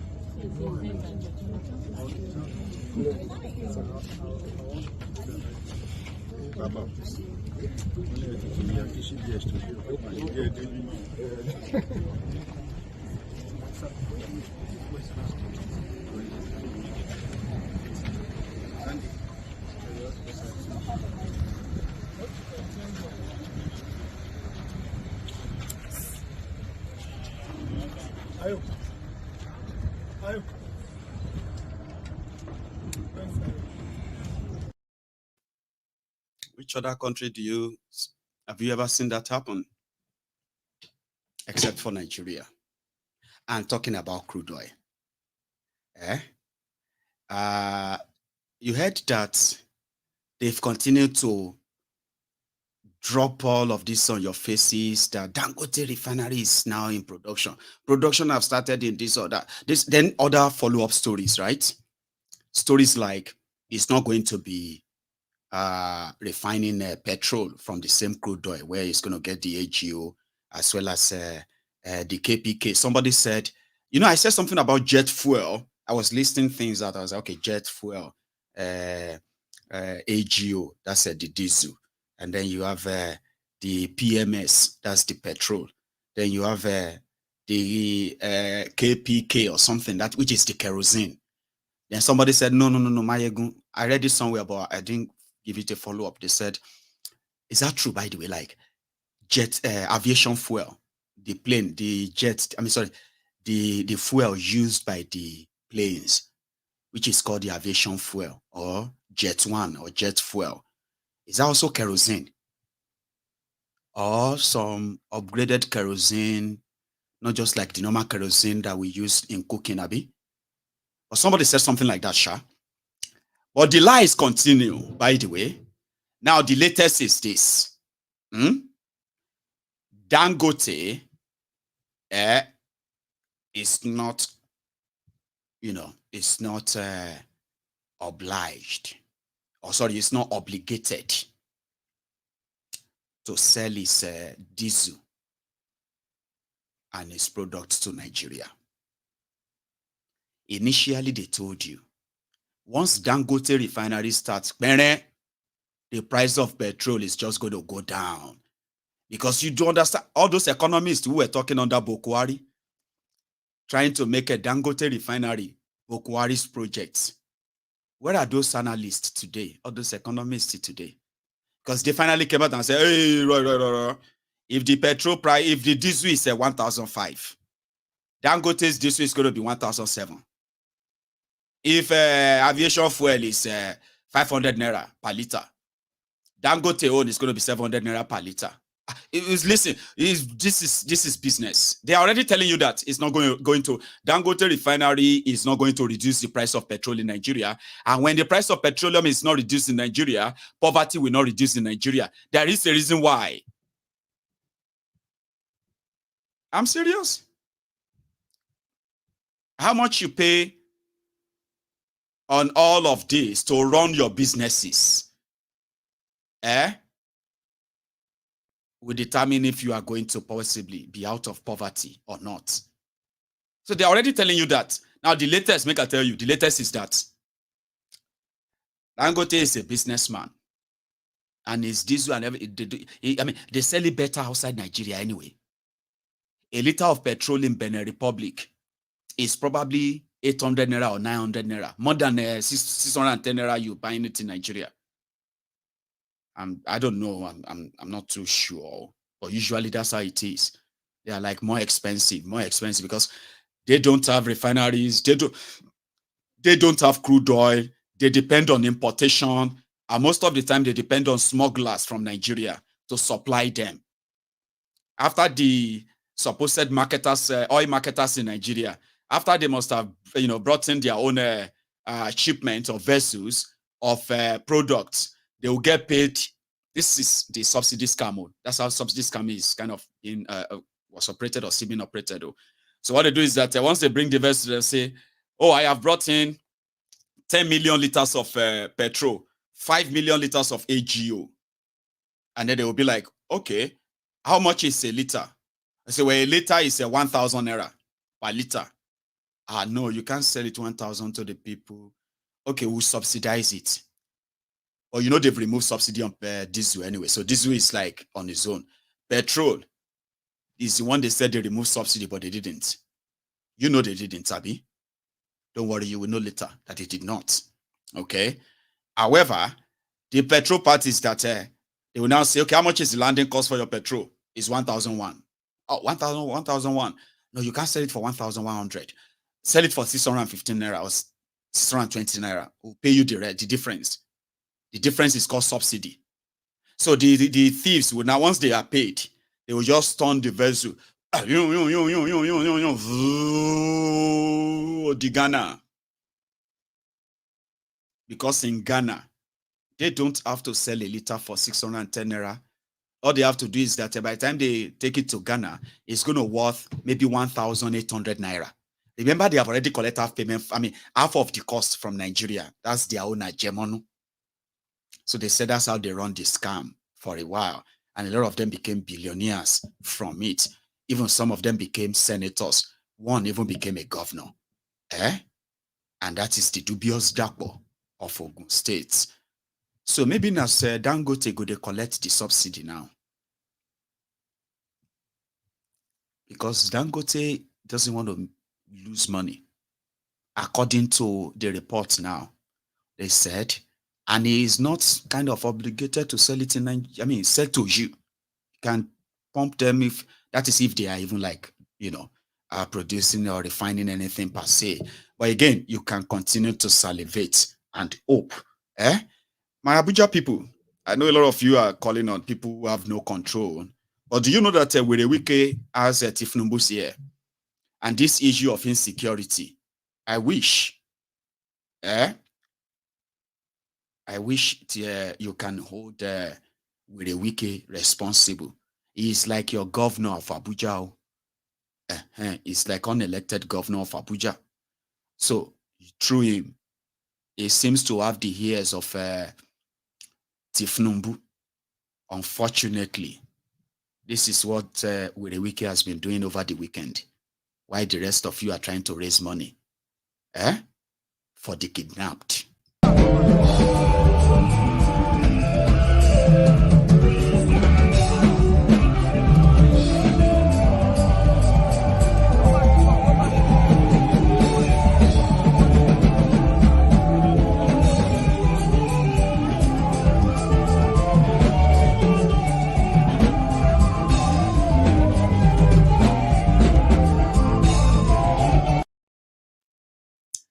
Wiki, very, very unfortunate fellow. Unfortunately, they will just say, hey, it's because you don't like me. What do you want him to do? Why do you hate him? Because he's not doing his job. I don't hate him, okay? I do not hate people. But the reason why I don't like them is because they are not doing their job. You are worshiping them and you are praying to God to help them do the right thing. And I call that nonsense. And I've never been wrong about them, unfortunately, for those unfortunate souls. When you talk about unfortunate souls, chances. I hope you remember this guy. He is now saying, when he went to go and see Tifnumbu, the certificate forger, the drug baron, the Genene. You know Tifnumbu is also Genene. Don't pretend that you don't know that that's how it's pronounced. Instead of saying Guineans. No, you have to say it in Guineans is in English. In French, it is Genene. Genene. Genene. Genene. About Genene. Tifnumbu is also a Genene. And These are the words of Bulalao. Now, he said if Tifnumbu offers him an appointment, he would jump at the opportunity. Talking about useless souls. So this one's have go die now. Unago come one can say, Unago come they tell us say we should respect the dead. Eh? Then when I was with Atiku, what is the belly feeding? You see, I don't know the way people, and then because when you were leaving the APC, it was said that the only reason why you went to Atiku to support Atiku is that you got a promise. Yes. And now the reason is that afterwards, there isn't anything to hold on to, right. And that's why they promise you something again on the other side, and you are easily swayed by it. So you see, people are even unfair to President Bola Ahmed Tinubu, to be honest. What did he promise? He has never promised. He has never promised. So are you saying that if he gives you any role to play, you will not take it? No, I said he has never promised anything. On your I own told honor, him. On your honor, you said that your support is based on not based on any material benefit. Right. You're saying that if he offers you a position or a role in government, you will not take it. If let me tell you this: if the president makes an offer of a position that I see that will contribute to the development of his agenda, because I say I will support his agenda, I will more than anything else appreciate it. But it is not the appointment that I am looking for to support him. That's why I'm telling you, 8 years I supported Buhari, I was not a public official. You see, you have to separate between those who do not have value and are cringing and crying for appointment, and those who believe the value and what they will contribute has nothing to do with whether you're appointed or you're not appointed. But I can understand when people rate you and then they see what you can bring to the table. Sometimes people do what we call preemptive action. They can preempt it. And I see so many things in the media. He promised this. He said, I want to say to everybody listening, President Bola Ahmed Tinubu has not promised me anything. Nuisance, Lele. Eh?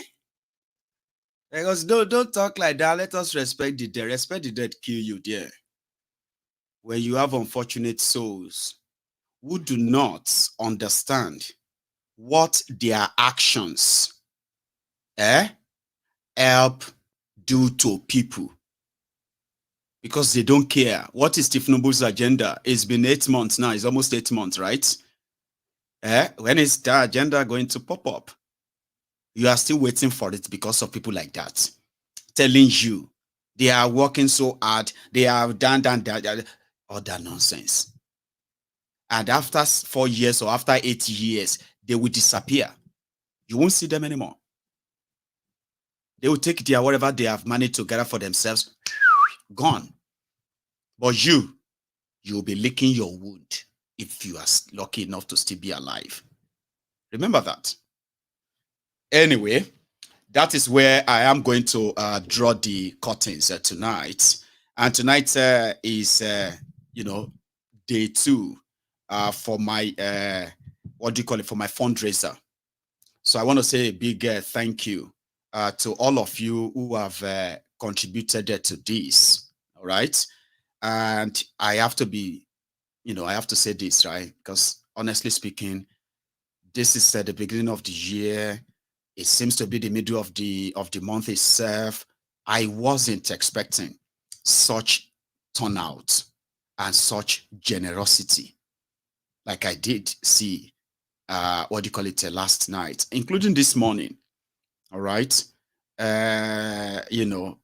Yinka Taiwo, thank you so much for that, for reaching out. Kalu Okpara, my brother, God bless you. As always, right? You've always been there, by the way. So what I'm going to do next is that to those who might really want to be part of it again tonight, this is day 2. So so far, I have managed to get over £2,700. I mean, if you check the GoFundMe, that one is live, and I'm going to bring it back on the screen tonight as well, okay? If you check the GoFundMe, we already sort of raised over £1,500. That's substantial, right? And in my own on my paper, right, I have received £1,015 if you put all of them together.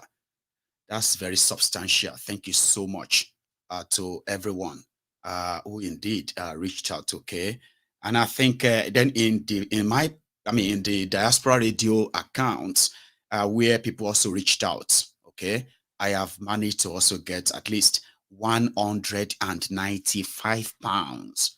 Now, if you add that to my PayPal, that should probably take us to, let's say, 1,002 plus 1,005. That is 2,700, over 2,700. So thank you so much. We are getting there. And the day is also coming close as well, right? So I'm going to go make myself another cup of tea. I will take calls as we also raise the fund tonight. And thank you. As you really, really consider being part of it too, okay? So don't go anywhere. We are over 2,300, nearly 2,400 or 2,500 earlier on YouTube, right? But it's only about 600 of us who have actually paid their offerings, like the video. Do you mind? Just take a moment, right? Like you can use any other device. You can use your remote control. Just go under the video and just tap like. I know if you are not really signed in into YouTube, you may not be able to do that per se, but try. Or even signing into YouTube on your small device, your phone. I am going to be back in a minute. And you can also grab that's your wallet. Because, yeah, you're going to need it if you want to do it tonight. I'll be back.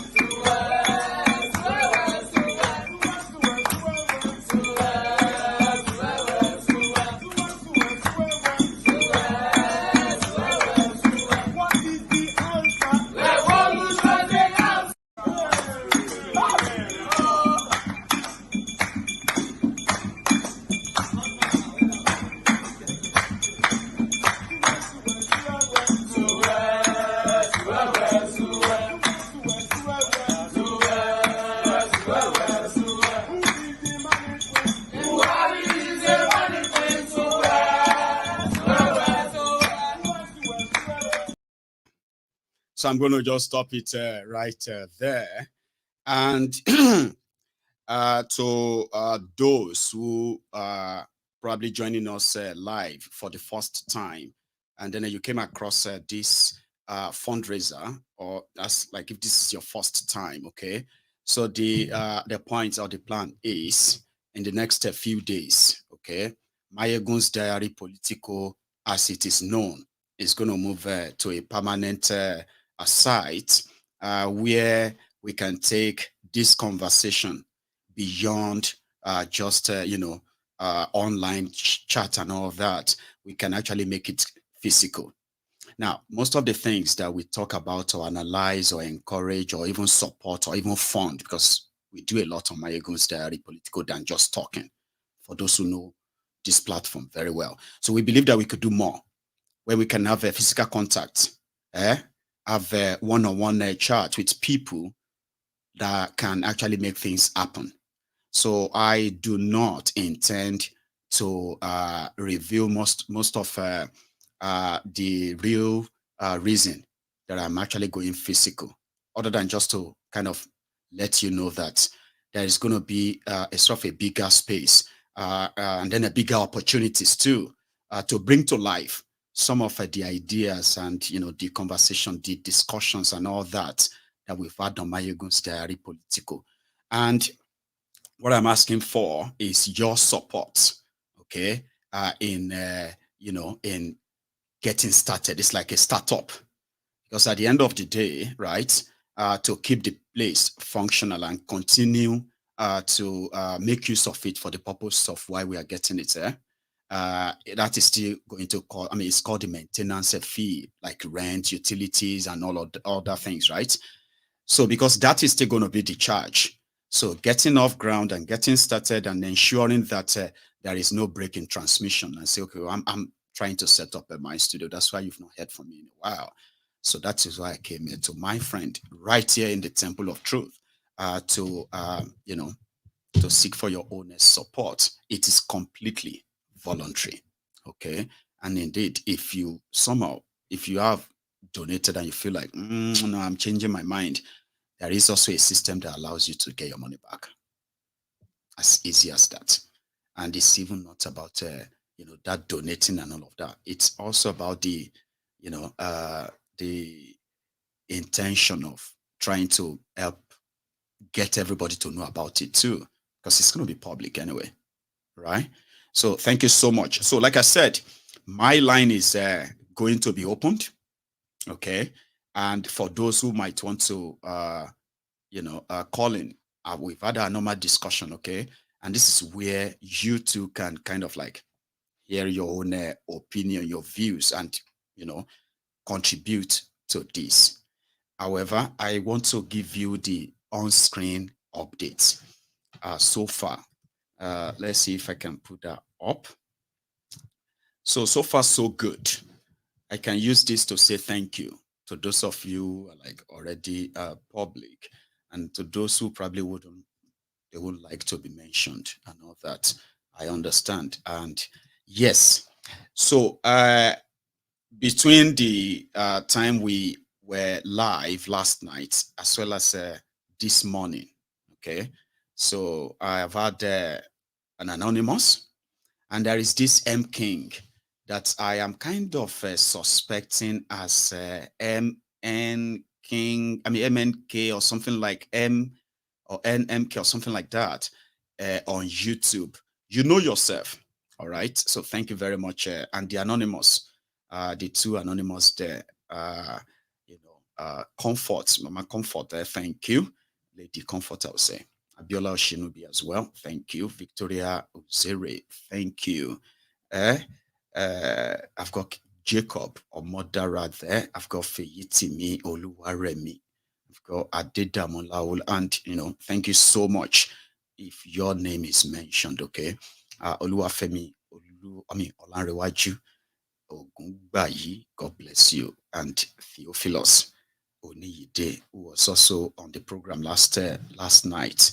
So let me know if you have any issue with the connection, because that seems to be the recent thing that I kind of suffer from, you say. So let's, I'm trying to kind of check if the line is perfect. So the line is fine. And to everybody who has been part of this, I continue to say thank you, okay? And, oh, sorry, I just missed your call there.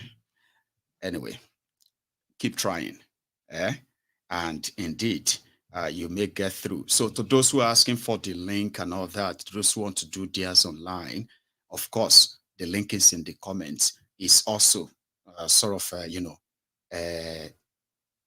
pinned on the comment section. So the fundraiser is just on the side, okay? So for the conversation that we've had already tonight, you can still phone in and be part of that. Trust me. So thank you so much. I do have a caller here. Is that the Prince? Yes, Baba. My good general. Prince Jejeman. How you doing? Yes, Baba. Hello, Baba. My good general. Sir. Yeah. Thank you so much tonight again. Yesterday I wasn't. I want to greet the Temple of Truth. Everyone in the house.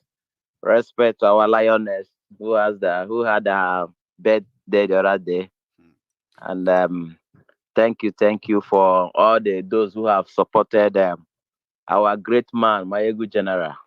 Thank you. Yeah, we love you so much. If I have the privilege, like the quota system billionaire of Africa, Dangote, I will tell everybody on the Temple of Truth to just leave this thing for me. I go drop this 15,000 pounds. A chicken change. Honestly, you know. Yeah, but anyway, we thank God to those who have kind of bring the dream alive and continue to inch me towards the goal. So yes, I am grateful too. Go on, Prince. Yeah, Baba. So, well, as it be, at all, I be winch. We must do our part. That's right. Everybody must answer their papa name. That's right. You know. So it's a privilege to support a great man like my good general. Thanks. Man. You know, yeah, he's serving not even only Nigeria, but the whole Africa. Because from this platform, the whole Africa are being enlightened of what is going on, and also drawing wisdom from here to build their own nations. Okay. So Baba, you will hear from me. Of course. Thank you. Yeah. Yesterday I didn't follow the program, but when I watched it, I was very happy with the way people are responding. God will bless all of you. Amen. Mightily. Amen. You know. Thanks, man. So I want to thank you tonight again, at least for opening the eyes of all these Janjaweed soldiers in the Nigerian army that are from the north, because most of them think that when Nnamdi Kanu and IPOB, is against them. But whenever you play this video, they will know that he started fighting for the north, the northern Nigeria primarily. It was when he saw that Nigeria is not redeemable again, that he continued in Nigeria is like venturing into a suicide mission.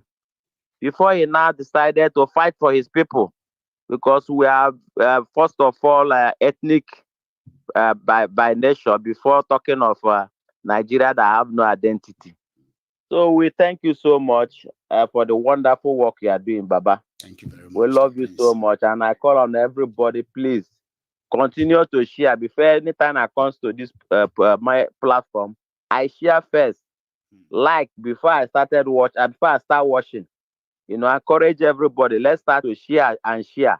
This message is making an impact. A lot of people are being sensitized. So God bless you, my good general. God bless you too. Continue your great work, Baba. Yes, sir. Thanks a lot for that. And yeah, I love the encouraging words. And indeed, I've said it many times that the reason why I will probably never stop is that I've got a lot of, interesting people, amazing people who have been very, very encouraging. And when I say this, I am not kind of saying this just for saying it, just for saying sake.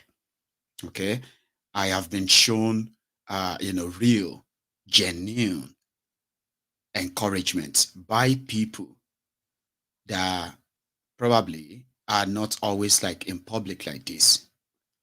Okay. And these are some encouragements that I actually, hold in high value personally, right? So I know we are not stopping. I know we are not going to slow down. And there is no way that somebody like me would not continue to feel like I still have a very, very huge role to play in all that I talk about if we really want something to happen. And at this point, I think we all should encourage that, should be interested that something is, or something has to happen. But here is the sudden thing. A lot of people don't want, they want things to happen. They want things to change. They want something they can relate with, right? But they, number one, don't know how. Some don't know how, okay? And then others who kind of have an idea, they will rather somebody else does it.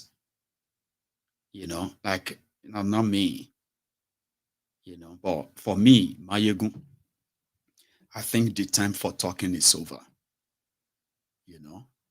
and because I'm somebody who believes more in actions, things that you can really touch.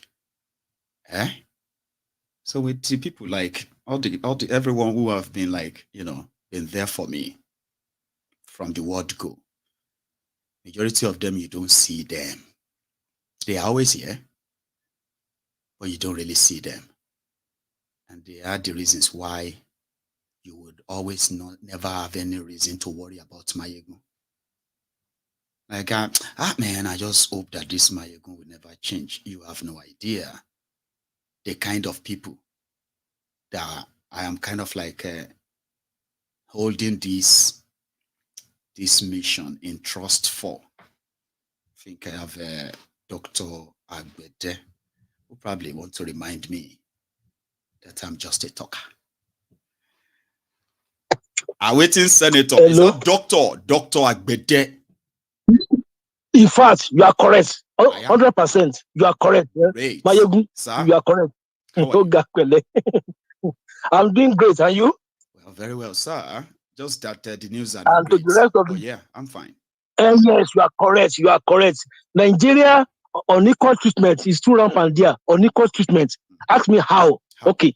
Now, God bless you. In the early 90s, when there's one incident that occurred at Festac town, when armed robbers they finished robbing maybe some houses and they want to change their vehicle. And alas, there was a vehicle coming in front of them, and they didn't know whether the vehicle is untouchable vehicle that maybe conveying their children to school. They didn't know anything. So they stopped the vehicle, and the driver refused to stop, and they killed the driver instantly. The armed robbers. Could you believe? Yes, that is the armed driver. They wanted to change their vehicle. After they finished robbing. Yes, vehicle approaching. And that vehicle that was approaching was a vehicle that the driver was conveying untouchable kids to school early in the morning. The privileged kids. Oh, God bless you. Oh, God bless you. Now, so could you believe they killed the driver instantly? And within some hours, like 2 hours, 3 hours, you can see helicopters. You can see like maybe there is a war between Nigeria and some other country, not knowing that they are looking for those two kills.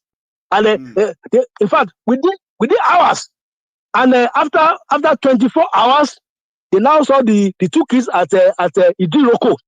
Idiroko. Now, so the armed robbers, in the effort of trying to switch vehicle, they killed the driver and they drove off. They drove off with the 2 children of the VIPs, right?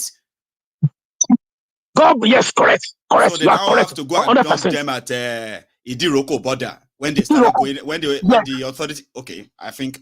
Go on, sir. Well, when the authorities now, within few hours, you can see helicopters all over Nigeria looking. Yes, yes, and later on, the legendary broadcaster Frank Olise, that was anchoring a news line, then interviewed the kids' parents, the mother of those two kids that was kidnapped. Could you believe that openly, openly, all over Nigeria and all over that mother of the two kids that was kidnapped said that I'm quoting her verbatim now.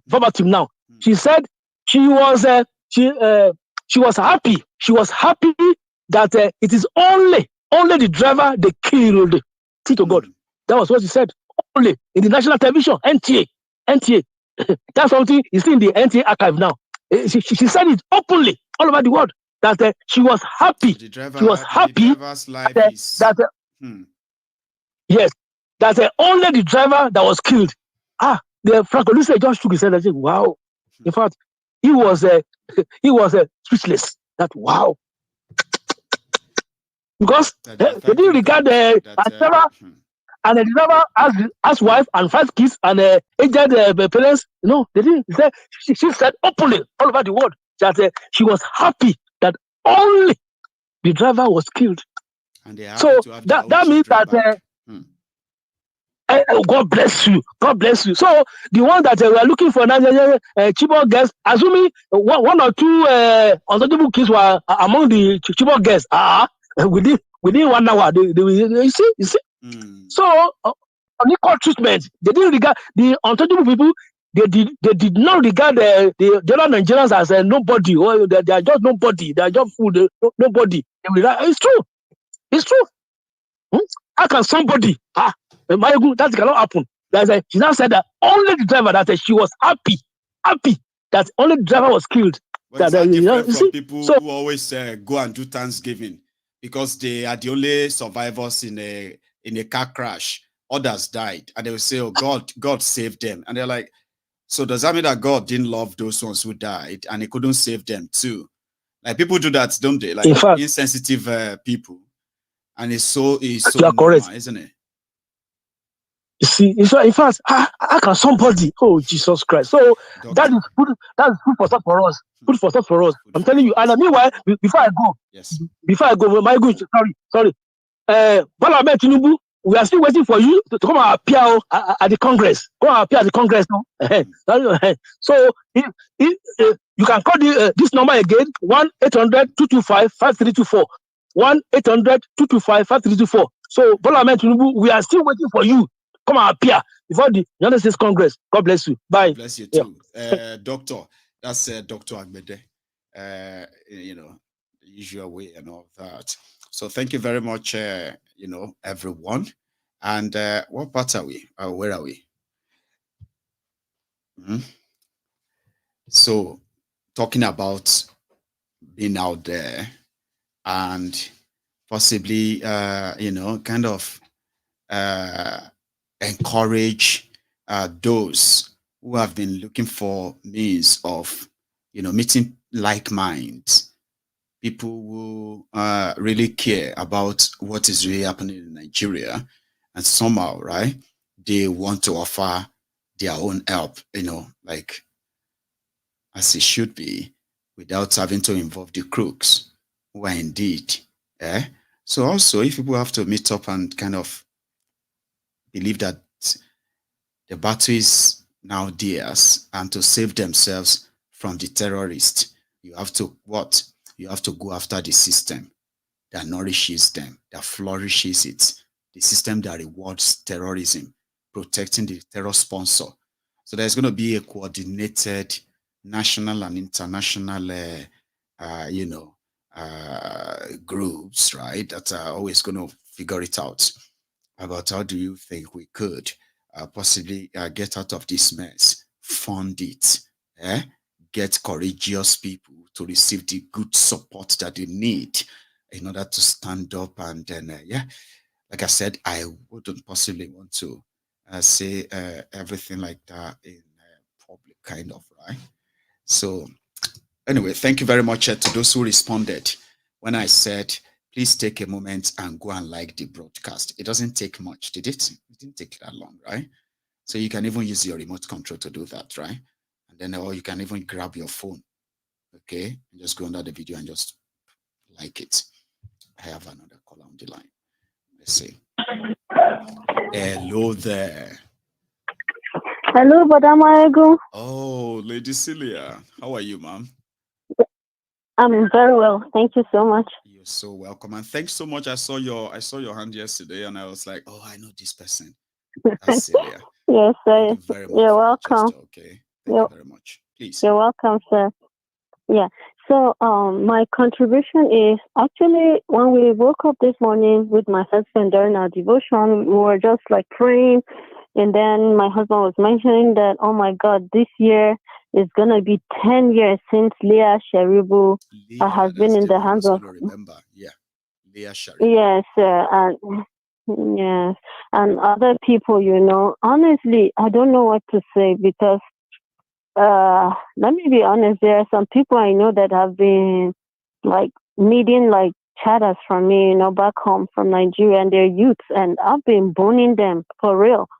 Like since December, they've been asking because I'm like, what are you doing? I can give you money, but if you're youth, I'll give you work to do, then I pay you. Come on. I'm not going to help them to be irresponsible. What are they doing? You just sit and ask people for money? In America, who gives you money? You have to work. Yes, you have to work your butt. Because if you don't, the damn bills come every month unfailingly. These people think that we're just in America and it's just money. No, you have. If you don't work, you're going to be on the street. Like joke, you'll be homeless. So they just stay there and they don't want to do it. I don't know what to say. lled Ariyo, many others that have tested this issue of sleeping in the bush, in the rain. Many now, right? Look at this man. They're asking for 10 million from him, right? He's from Zamfara. And he's been there now for like for days now, okay? This is not even Abuja. So this one that happened on the 7th of January in Abuja, they have increased their money, plus these ones, right? Who are originally from Ekiti. Now they've killed this man's daughter, one of his daughters. Now they've killed this man's also, they've killed his daughter, one of his daughters. Now you see what will happen to all the rest of the girls if the ransom is not paid, right? You and I can only guess. We can only imagine. Yes, sir. You get that now? And the other one the other one you talked about the other day, you know, after like they gave money and then the person was killed. There was one you talked about like that, and like the person was still killed. Yeah, it was. Because there are instances like that, like yeah. So I mean, unless like we have to come out and I mean, ransom, because you are if not not guaranteed that you are going to be freed. By the way, okay? That you even get you pay ransom. It's not, you're not guaranteed. Tomorrow they do another one. Tomorrow they could do another one. It doesn't stop it. So this thing going on, and me, I'm just praying, because if they don't, the way they're killing people, it's like human being does not have value again. They don't see the value in life. To me, if death, if it's sweet to kill somebody, let the evil people too have a taste of that death. That is my own. If death sweet, let them taste them. Yes, now. You know, it's crazy.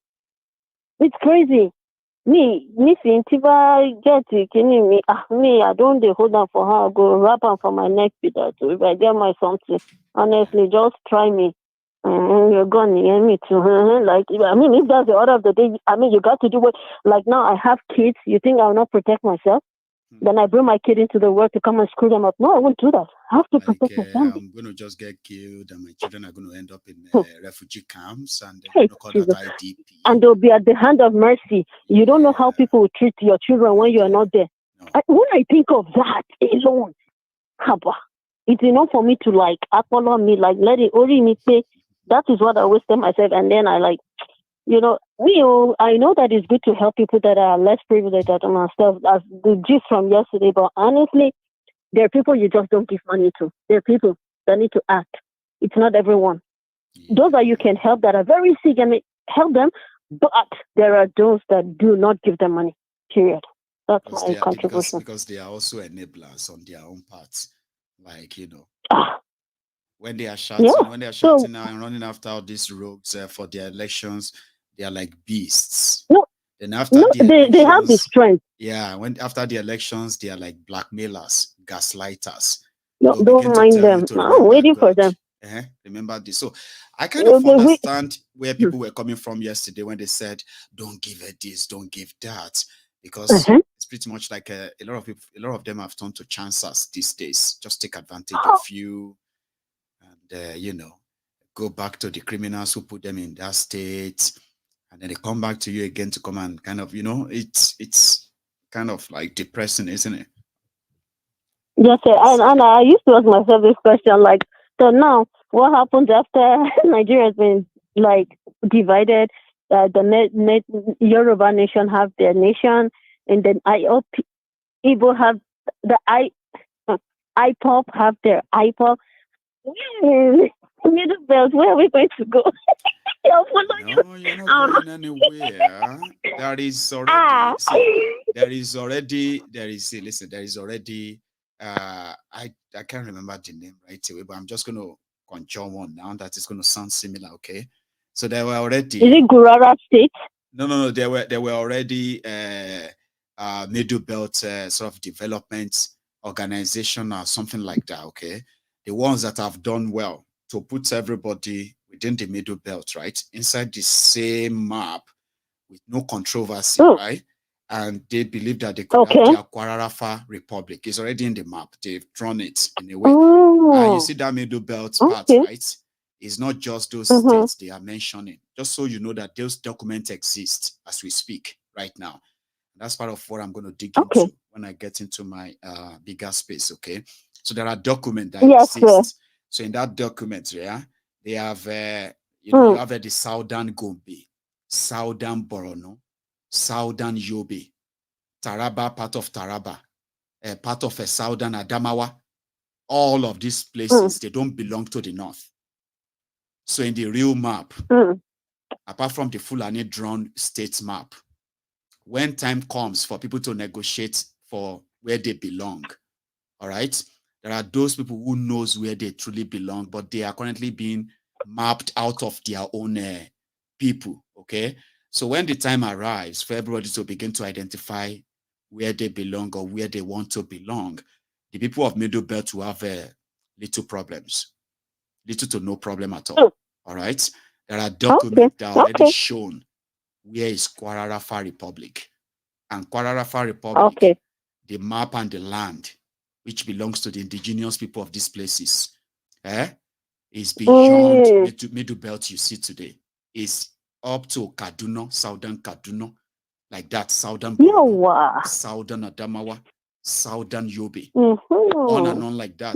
And some part of Niger State you see there. There are people who belong to Middle Belt, but they are currently mostly in that Niger. And I think Niger fully is probably classified as North Central, Middle Belt as well, but not the whole Niger. So part of Niger is also part of Middle Belt. So when they begin to ask everybody to answer their father's names, right? You will see. Everybody will begin to queue to where they belong. It's not that difficult. They might tell all of us that, where do you want the people of Abariba to go? Where do you want the people of Yenagua? Don't worry. Everybody knows where they belong to. Let the bell that's really let sounding good, though. Okay, that's encouraging. All right, you guys that are still in the process of liking the video and everything, and then also our GoFundMe, please, I'm encouraging guys, let's do this, okay? If we can do more, even if you've given, you can still give. You can give like so many times, please. Thank you so much. I hope, without pressure anyway, okay? So, yeah, for those who have already given, there is no pressure to have to give, okay? But again, for those who haven't as well, take your time. I still have like another 2 weeks, I would say. Maybe not, okay? Because I was at IKEA today. I went there to go and see office furniture, to go and see things that I could possibly pull up and all that. And I saw this desk. And my dream of presenting my program standing up in my studio just came to life. Have you seen a remote control desk, Celia? Yes, I even have one of recent. It goes up and down. In 2014. Yeah, I'm still like in 2010. So today, Yeah. Today I saw a desk that was really, really fantastic. Okay. Yep. Got heights, it's got made and all that. And yeah, because people responded to my fundraiser, I was encouraged to go take a look. And I fell in love with that. No. You know, so help me thank those, and including yourself, those who have responded. It's really great. All right. Thank you very much. Thanks, guys, and thank you, sir, for picking my call. Bye. You have a good one, my regards, yeah? So that's Cecilia there, ladies and gentlemen. You too can still call in and add your voice. I believe we still have like 20 minutes to go. So you too can call in. I have not been lucky tonight, so it seems that everyone just feel like, you know what? We'd rather wait till we get paid. No pressure, no nothing, okay? But for those who still probably wishes to be part of this, it is right there in the comment, the links. If you want to use the PayPal, the ideal way to do that is you need to copy the link. You will copy the link and then, yeah. Sorry, I have another caller here. Can you hear me? Hello. Hello, the general. Yes, sir. How are you? Yeah, CA from Atlanta. Yes, sir. CA from Atlanta. Yeah. How are you doing today, CA? I'm good. Great one, sir, it's unfortunate that I couldn't. Yesterday I was in a very big meeting. I didn't listen to the program yesterday. So, but I'm going to send you a message after this call on your DM. That would be great. Thank you very much. Yeah. So please, you are now here anyway. So you heard me and what we discussed tonight, did you? Yes. Please, CA. But like you said, Jagaban didn't promise Nigeria anything. So I mean, he didn't say anything. He didn't say much. He didn't say anything. He didn't say anything.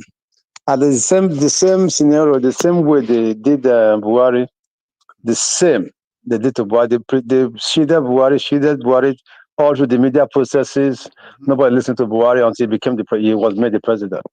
Do you know that for the past 8 months, even before then, Tifnumbu has not granted any live interview or answer any question? No. Do you know that even before the election, up till now? What is he going to say? Well, there's nothing for. There's nothing. Usually, the media interview president and ask him questions to say things, but they make sure that they are shielding him from all of that. So all he can say, to say is just to say, thank you, bye. That's it. And this is the man that when he was in opposition, look at the way they treated Jonathan when they were in opposition. They did everything. Now they don't want you to talk. They don't want to do anything. So that's how life is. So they're in power now, so everything has changed. I know. So what they think is on your mandate, and that is it, and everything is gone. But one promise he kept, he's keeping to the promise, though. That's the promise he made that he's keeping. He said he was going to continue from where Buhari stopped.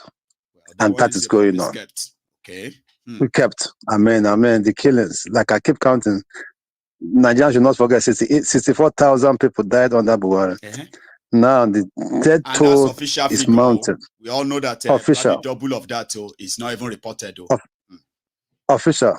Now with Tinubu is mounting. By the time you finish the first term, when you give them the figures, the same Abadorian will tell you where you do get your figures from is a lie. Blah blah blah blah. CA, you remember that time when they were arguing?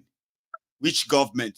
Which government did terrorists kill more people? Is it Jonathan or Buhari? You remember that time where they are using figure? No, they have under Buhari. They have not killed enough people like they killed people under Jonathan. Now human beings on Nigerians' lives. Yeah. Now they are going to argue about this. It's going to be more people are killed under Buhari than Tinubu. So when you say 20,000 people have been killed, they will say, but under Buhari now 63,000. At least Tinubu is still better. We are going there now soon. We are getting there. So thank you, Mayogu. I will send the DM now to on your WhatsApp message. CA, okay. Yeah. I may not be able to read your WhatsApp, like I'm currently engaged here, right? But I will probably try and reply to it, afterward, just in case, okay? Thank you very much, CA. So I think I have another caller too. Hang in there for me, my caller. And I'm sorry that I lost you the first time, okay? So I think somebody felt like, man, this is taking too long, right? So Prince Man, after calling in earlier, he has gone on to the Give Send Go to also make his own contribution. That makes him the first person that is going to respond in that part tonight. Also, on my PayPal, I have seen yours, sir, Badewa. I won't probably, Sake Badewa. So I have seen your own, support coming through. Okay, thank you so much. Now let's take this call. My caller, sir. Hello, sir. Yes, sir. How are you? Just doing well. And how are you doing, my evening? I'm very well too. Thanks for asking. Sorry for keeping you waiting. Very good. It's fine. Look, I'm speechless with how people are being killed in this country. Oh my God. I don't know. And the fact that it could be any force. There are people who are watching my video tonight, whether they are in Abuja or they are traveling through some of these roads and all of them. You and I don't know them right now, but they are all, like we have always been saying, awaiting disaster, waiting victims. I keep wondering, are we even human? Are we human? Do we have? I think we are. They are just literally, they are animals actually ruling over human beings. That is just the fact. Because these people would never care. They don't care. They will never care. And if we're thinking they're going to change, they're not going to change. And this is what I'm actually going to. There's so much we can do. We're talking about people in diaspora. There's so much we want to do. Yoruba used to say, "Omotoba shikpa." I don't know. I don't know how to complete it. Look, I know it's going to be hard. I know it's going to be hard for them to, because some people call in and said, "Oh, they have to start defending themselves." How now? How? Like, would they use their hands? Do you even have an idea what AK-47 cost today? It used to be 500,000 naira to get one AK-47, right? And then each bullet, you need 1,000 or 1,400 naira for each bullet.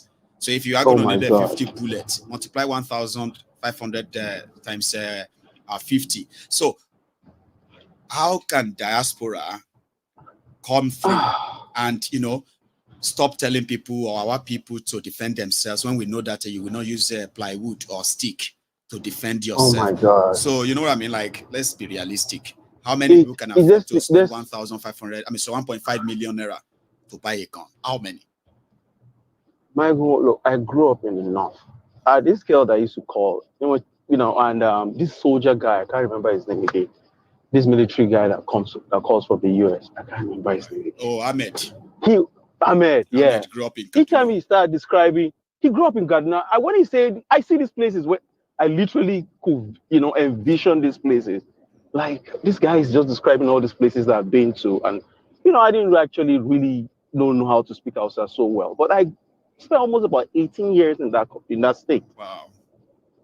Literally what these people did to I'm talking about the southern Kaduna, the Zango, the Kataf. Zango Kataf. What they literally, oh my God, what they literally did, what they are still doing to them, most especially under this crazy Arewa, what they did to these people, and what they are still doing to them. To ask you just can't imagine, right, to do their job.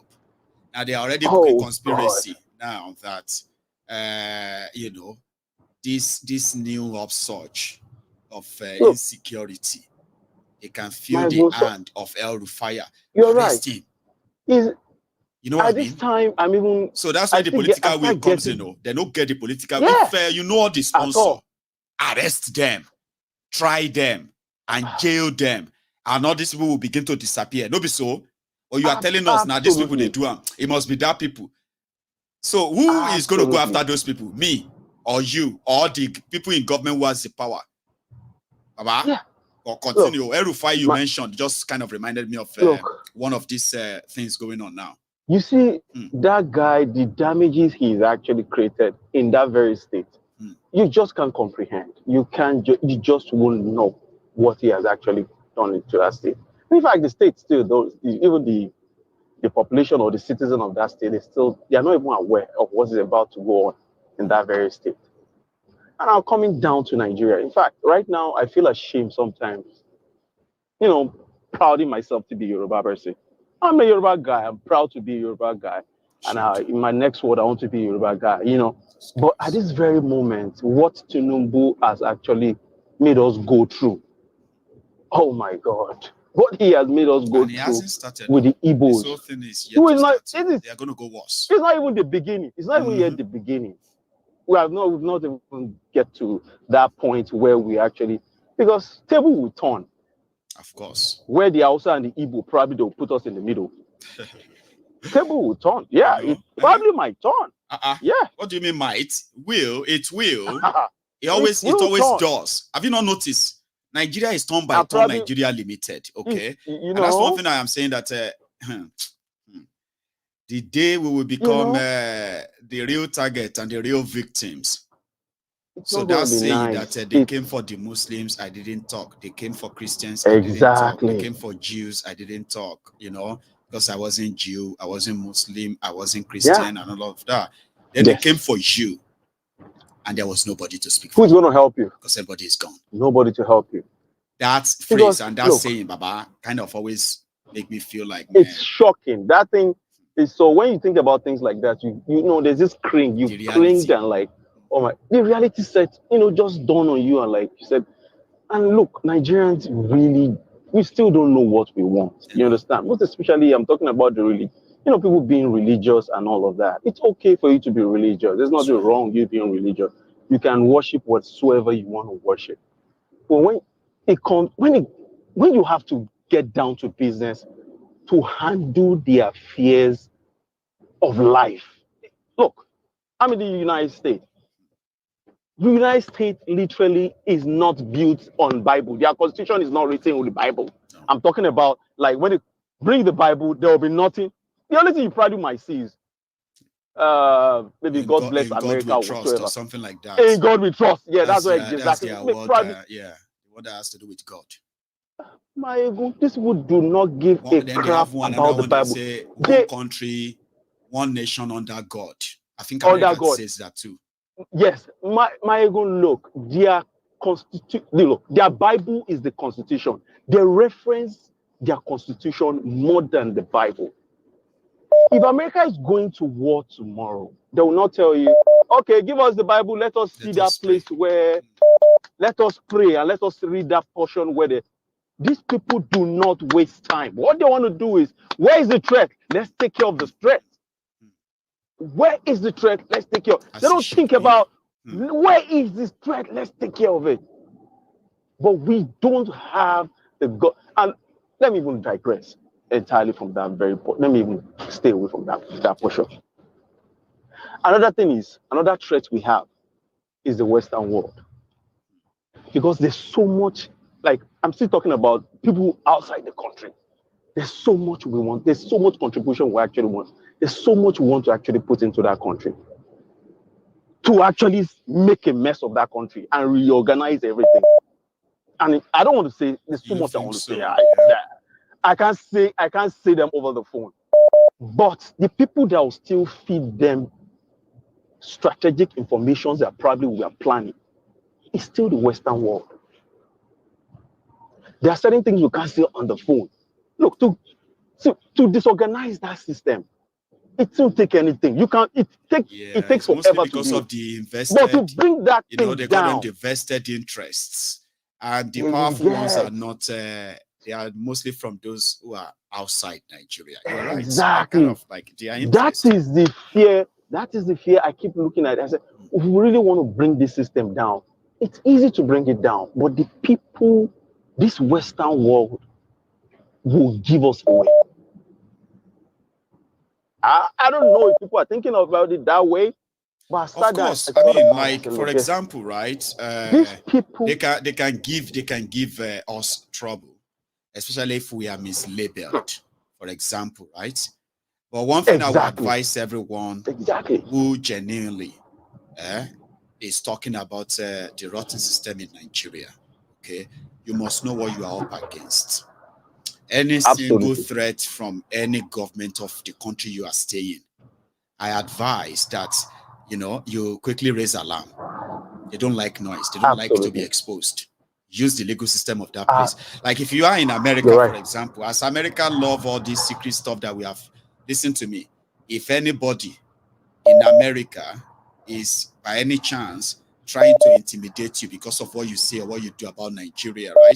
You can easily use the system to protect yourself. Don't keep it to yourself. Don't listen to advice like go this, because you must know what you are up against. So the more influence you have, the more trouble you're likely going to have. So somebody like me, I believe that. Because some ridiculous government agents who are corrupt in these countries, right? They can take fraudulent intelligence reports from Nigerians' corrupt government and begin to threaten us, begin to kind of go after us. If I notice anybody coming after me, for example, I will raise alarm. I will use the legal system in the UK. I will tell why they are coming around me. If my phone is tapped, for example, and I get to know, I'm not going to keep it to myself. I'm not going to be scared. I say, oh my God, they've tapped me. I won't. I will go public. I will show the world evidence. I will kind of make it a mess. That's what I encourage everybody who wants to be like Mayegu to have at the back of your mind.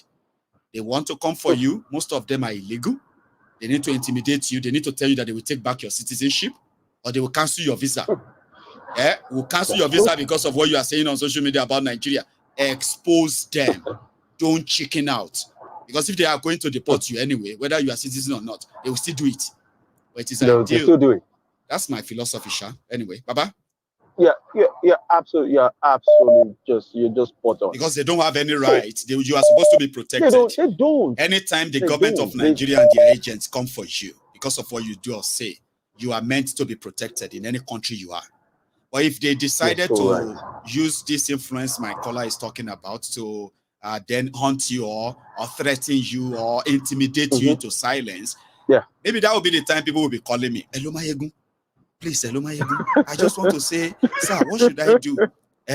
Right now in London, I think my phone has been tapped. They are following me because then maybe that's when I'm probably going to go and pick up, that battle. Maybe I don't know what God wants to use me for out there, but I know I have a purpose. I have something I'm going to meet out there. I have something I have to encourage people to let them know that this is not a joke. This is not a play. If you turn on your camera and you talk about atrocities in Nigeria with facts, they will come for you. It doesn't matter where you are. And you must not chicken out. The moment you know they are going to come for you, that alone means you are like 10 steps ahead of them. So when they come for you, do not chicken out. It's like, Baba, it's because you're saying the truth. Yes. If they come for you, it's because you're saying the truth. Exactly. Don't be afraid, though. Don't be scared, though, because that's what they want to. They want to shut you up. You will see them. We are the police. Police in the UK calling me because of what I do on social media, because I'm talking about Nigeria. I will just be praying for them to mistakenly say something that will implicate them. Something like, you won't want us to deport you back to Nigeria with all of this. Did you just threaten me with deportation? Baba, I'm saying this not because I want to brag, because I may end up in Nigeria. But one thing is this: have rules that you must know that when you want to implicate them in any way, you do it in a way that the whole mess up is not going to be limited to you. They themselves will have a lot to clear. And most of the time, they don't like it. They don't like that kind of exposure. And they will just leave you alone. They will leave you now, and they will be waiting for you to break the law someday so that they can come for you. But they will still not do that. So, Baba, thanks so much for even mentioning that. I've always wanted to say that to people. You know what I mean? Like, so you're so right. Look, I don't know. I keep still saying it. This system can go down. This rotten system, we can bring it down. And look, I'm still going to say it. The chief architect behind everything is still those people outside the country. They have strong influence. But if the willingness is not there from within, I'm talking about within Nigeria, which is very difficult because we have way more people that want to remain slaves than those that want to be free. That is another problem, another major problem. I have them in my family. In fact, some of them I decided. In fact, I split. If I'm supposed to even send my school fees to one of the children, I just decided to hold on because I because people don't. I told them, why it's better you don't vote. But the moment I find out you vote for this president, I don't care if you don't vote for Obi, you don't vote for anybody. I'm okay. But if you still go ahead and now vote for this crazy guy after all that ruled this same state, I'm from Lagos State. Yeah. I keep asking them, what did this guy do 8 years? I'm not now. It's not even 8 years. 8 years plus Fashola plus it is 24 years, brother. 24 years now. I keep asking them, what have you They guys? still don't have drinking water. What have you? 24 years. They still don't have. They do not have any working sewage system. They went. There is no electricity. They went inside. They went to Ikeja, destroyed the Igbo property. They went to their houses, destroyed everything. I live on the island. I will come to the island. Come and see houses over drainages. Now they won't touch that one. Come and see building out of shape. These buildings have planned. Out of shape. They all have where they were actually supposed to build their building. There's a stopgap. Okay, this is where your body. These people build over the drainage, but they would rather go and meet people that actually built their house on a swamp. But somebody approved it. Somebody said, "Don't worry, just give me 2 million naira." Somebody actually approved it. We'll give you the documents. After years later, you now went there, you demolished these places. They look. I keep saying it. It's just the wrong time. Thank you so much. It's just a horrible time. Our time is now. It's just a horrible time. I know. I'm so sorry. I know.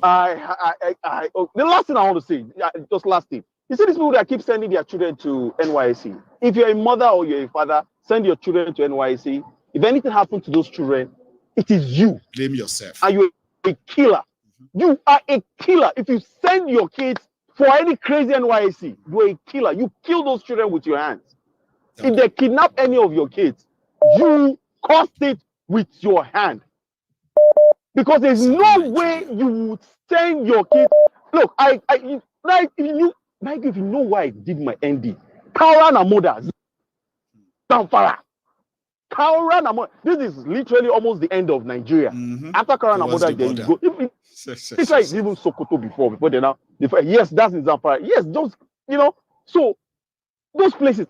When I finished my I'm taking so long. When I finished my school, when I was coming back, this guy had a friend. He now said, there's a place they used to get gold. I should come. Let's go and see that I can get gold. We're on our way. When I got to those places was like, it looks like it was so empty. If anything happened to you in that place, God too will not even know something happened to you. Yeah, like tell you, gone. If you see those places, so I can picture how these terrorists actually operate. Like how they manage to get away and all that. Get away with all the gold they have. On our way, I told them, look, man, Yoruba man now. I'm not stupid. I said, where are we going to? My mother know I'm here. I'm dead. I made a U-turn. I said, because of gold. What kind of gold? Till tomorrow. Those places now, I can't just imagine. I'm telling you, what I'm telling you is about. For the old time's sake, let me go back to that borough. No, you can't. Anyway, thank you very much. Okay, our time is. Thank you really, so really much for your now, time. okay? Thank you so much. I appreciate this too. Thank you. Have a good night, Maegu. Thank you so much. I'm so sorry.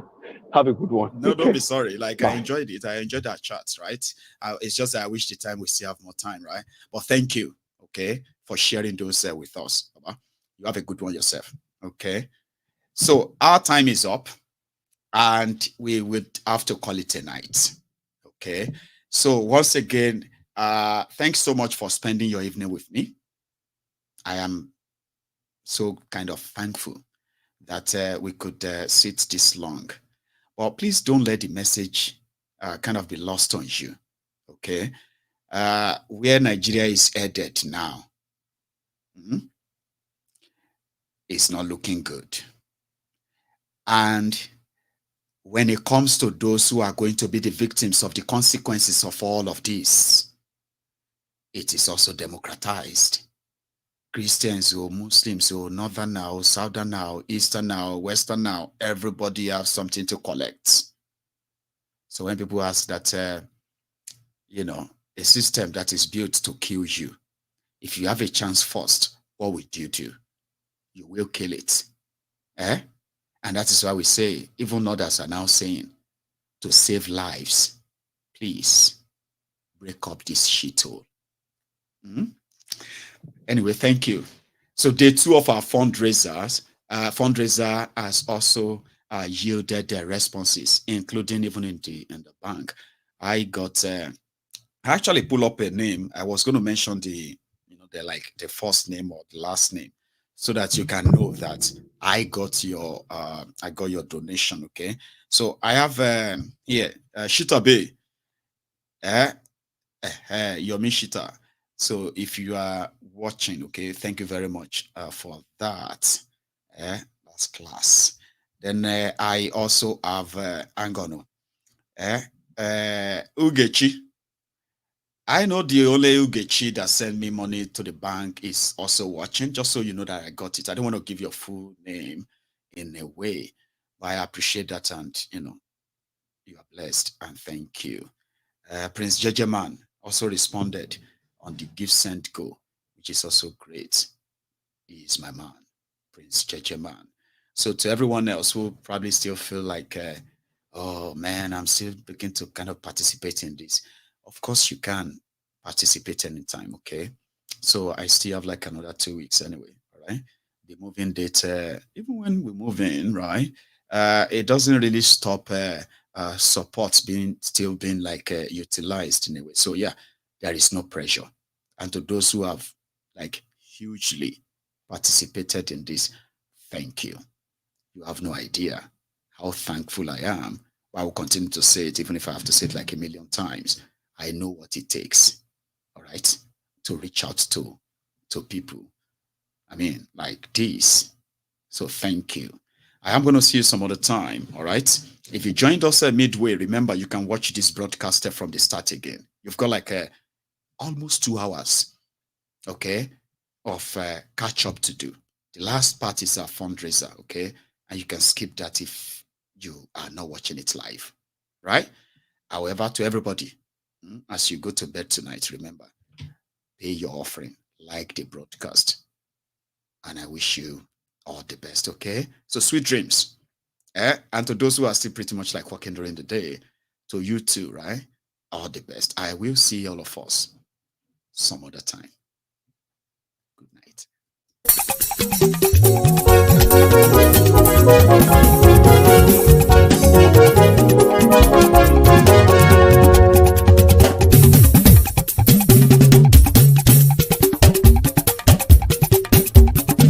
Mayegun làwa mọ̀ làmọ̀ tó dòdòdò.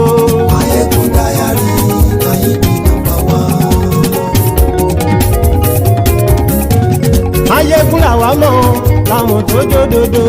Mayegun dayari Ayíbi nọ́mbà 1. Mayegun ti dé o ọ̀rẹ́ ará ìlú. Mayegun dayari Ayíbi nọ́mbà 1. Lórí Facebook, lórí YouTube.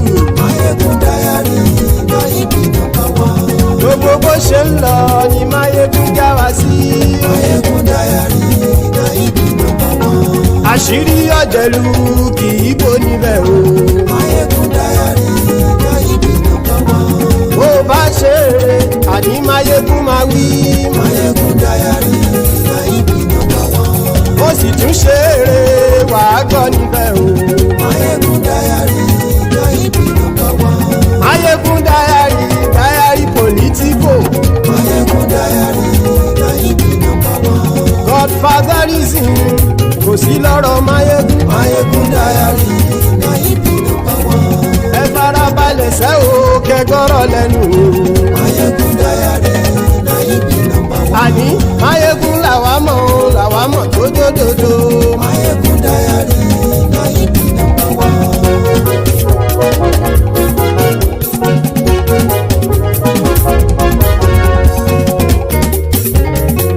Àní ẹ̀sùn ràkì. Mayegun ti dé.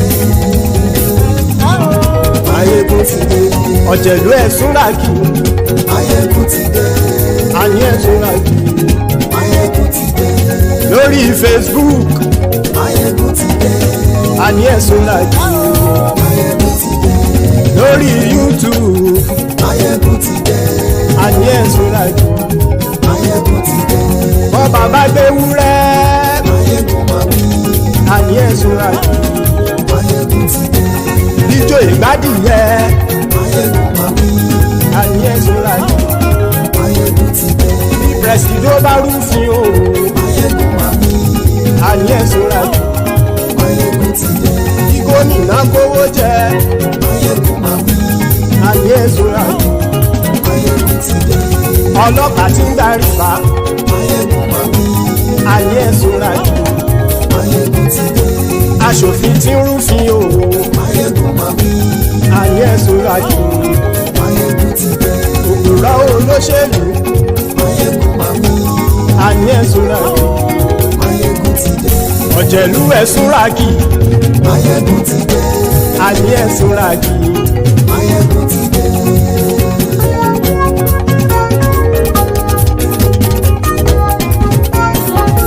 Mayegun ti dé.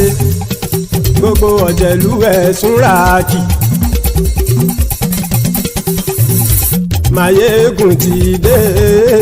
Gbogbo ọ̀jẹ̀lú ẹ̀sùn ràkì. Ṣùgbọ́n ní bá ti ṣe èyí tó yẹ kí wọ́n ṣe, ọmọ bá dèrò ní fi wọ́n níran o. Mayegun ti dé. Gbogbo ọ̀jẹ̀lú ẹ̀sùn ràkì. Mayegun ti dé. Gbogbo ọ̀jẹ̀lú ẹ̀sùn ràkì. Ṣùgbọ́n ní bá ti ṣe èyí tó yẹ kí wọ́n ṣe, ọmọ bá dèrò ní fi wọ́n níran. Wọ́n fowó bẹ́ẹ̀ o. Mayegun ó sọ pé wọ́n ò bẹ́ẹ̀. Wọ́n fowó bẹ́ẹ̀. Mayegun ó sọ pé wọ́n ò bẹ́ẹ̀. Oníkanṣá ti ṣe èyí tó yẹ kí wọ́n ṣe fáwọn ará ìlú tó gbé wọn débẹ̀ o. Mayegun ti dé. Gbogbo ọ̀jẹ̀lú ẹ̀sùn ràkì. Mayegun ti dé. Gbogbo ọ̀jẹ̀lú ẹ̀sùn ràkì. Ṣùgbọ́n ní má ti ṣe yìí tó yẹ kí wọ́n ṣe, ọmọ bá dẹ́rọ̀ ò ní fi wọ́n níran. Kì máa yí ṣe eré, ọ̀rọ̀ yìí kì í ṣe ẹ̀fẹ̀. Kì máa yí ṣe eré, ọ̀rọ̀ yìí kì í ṣe ẹ̀fẹ̀. Ẹni bá ti lè lẹ́bọ̀ lẹ́rù o, ọmọ bá dèrò kàṣàyè tú wọn síta. Mayegun ti dé. Gbogbo ọ̀jẹ̀lú ẹ̀sùn ràkì. Mayegun ti dé. Gbogbo ọ̀jẹ̀lú ẹ̀sùn ràkì. Ṣùgbọ́n ní bá ti ṣe yìí tó yẹ kí wọ́n ṣe, ọmọ bá dẹ́rọ̀ ò ní fi wọ́n níran. Tẹnitẹni ọmọ Mayegun ọ̀rẹ́ ara ìlú mọ̀mọ́ ni mo Fọlọ́runṣọ́ ẹ̀ bá kìlẹ́bù. Lóòótọ́ olódodo ìlú ọ̀tá ìlú mọ̀mọ́ ni ìwọ ṣá máa ń ṣọ́ra kò sì mọ́ bẹ̀rù. Bọ́tà ń lè rí bóníṣègùn lé káwọn mọ̀mọ́ fi ṣera wọn ni ó ti dẹrùn tí wọn ò gbọ́dọ̀ sì mọ́ bẹ̀.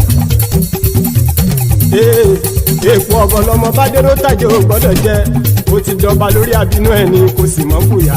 Àìsíwọ́lu ní ẹnìkẹ́ ìgbódì ẹyin lábàrá o, ó kó ẹni tó bá dán wò á kàmù. Mayegun ti dé. Gbogbo ọ̀jẹ̀lú ẹ̀sùn ràkì. Mayegun ti dé. Gbogbo ọ̀jẹ̀lú ẹ̀sùn ràkì o. Ẹni bá ti ṣe yìí tó yẹ kí wọ́n ṣe, ọmọ bá dèrò òní fi wọ́n níran o. Mayegun ti dé. Gbogbo ọ̀jẹ̀lú ẹ̀sùn ràkì. Mayegun ti dé. Gbogbo ọ̀jẹ̀lú ẹ̀sùn ràkì. Ṣùgbọ́n ní bá ti ṣe yìí tó yẹ kí wọ́n ṣe, ọmọ bá dẹ́rọ̀ ò ní fi wọ́n níran.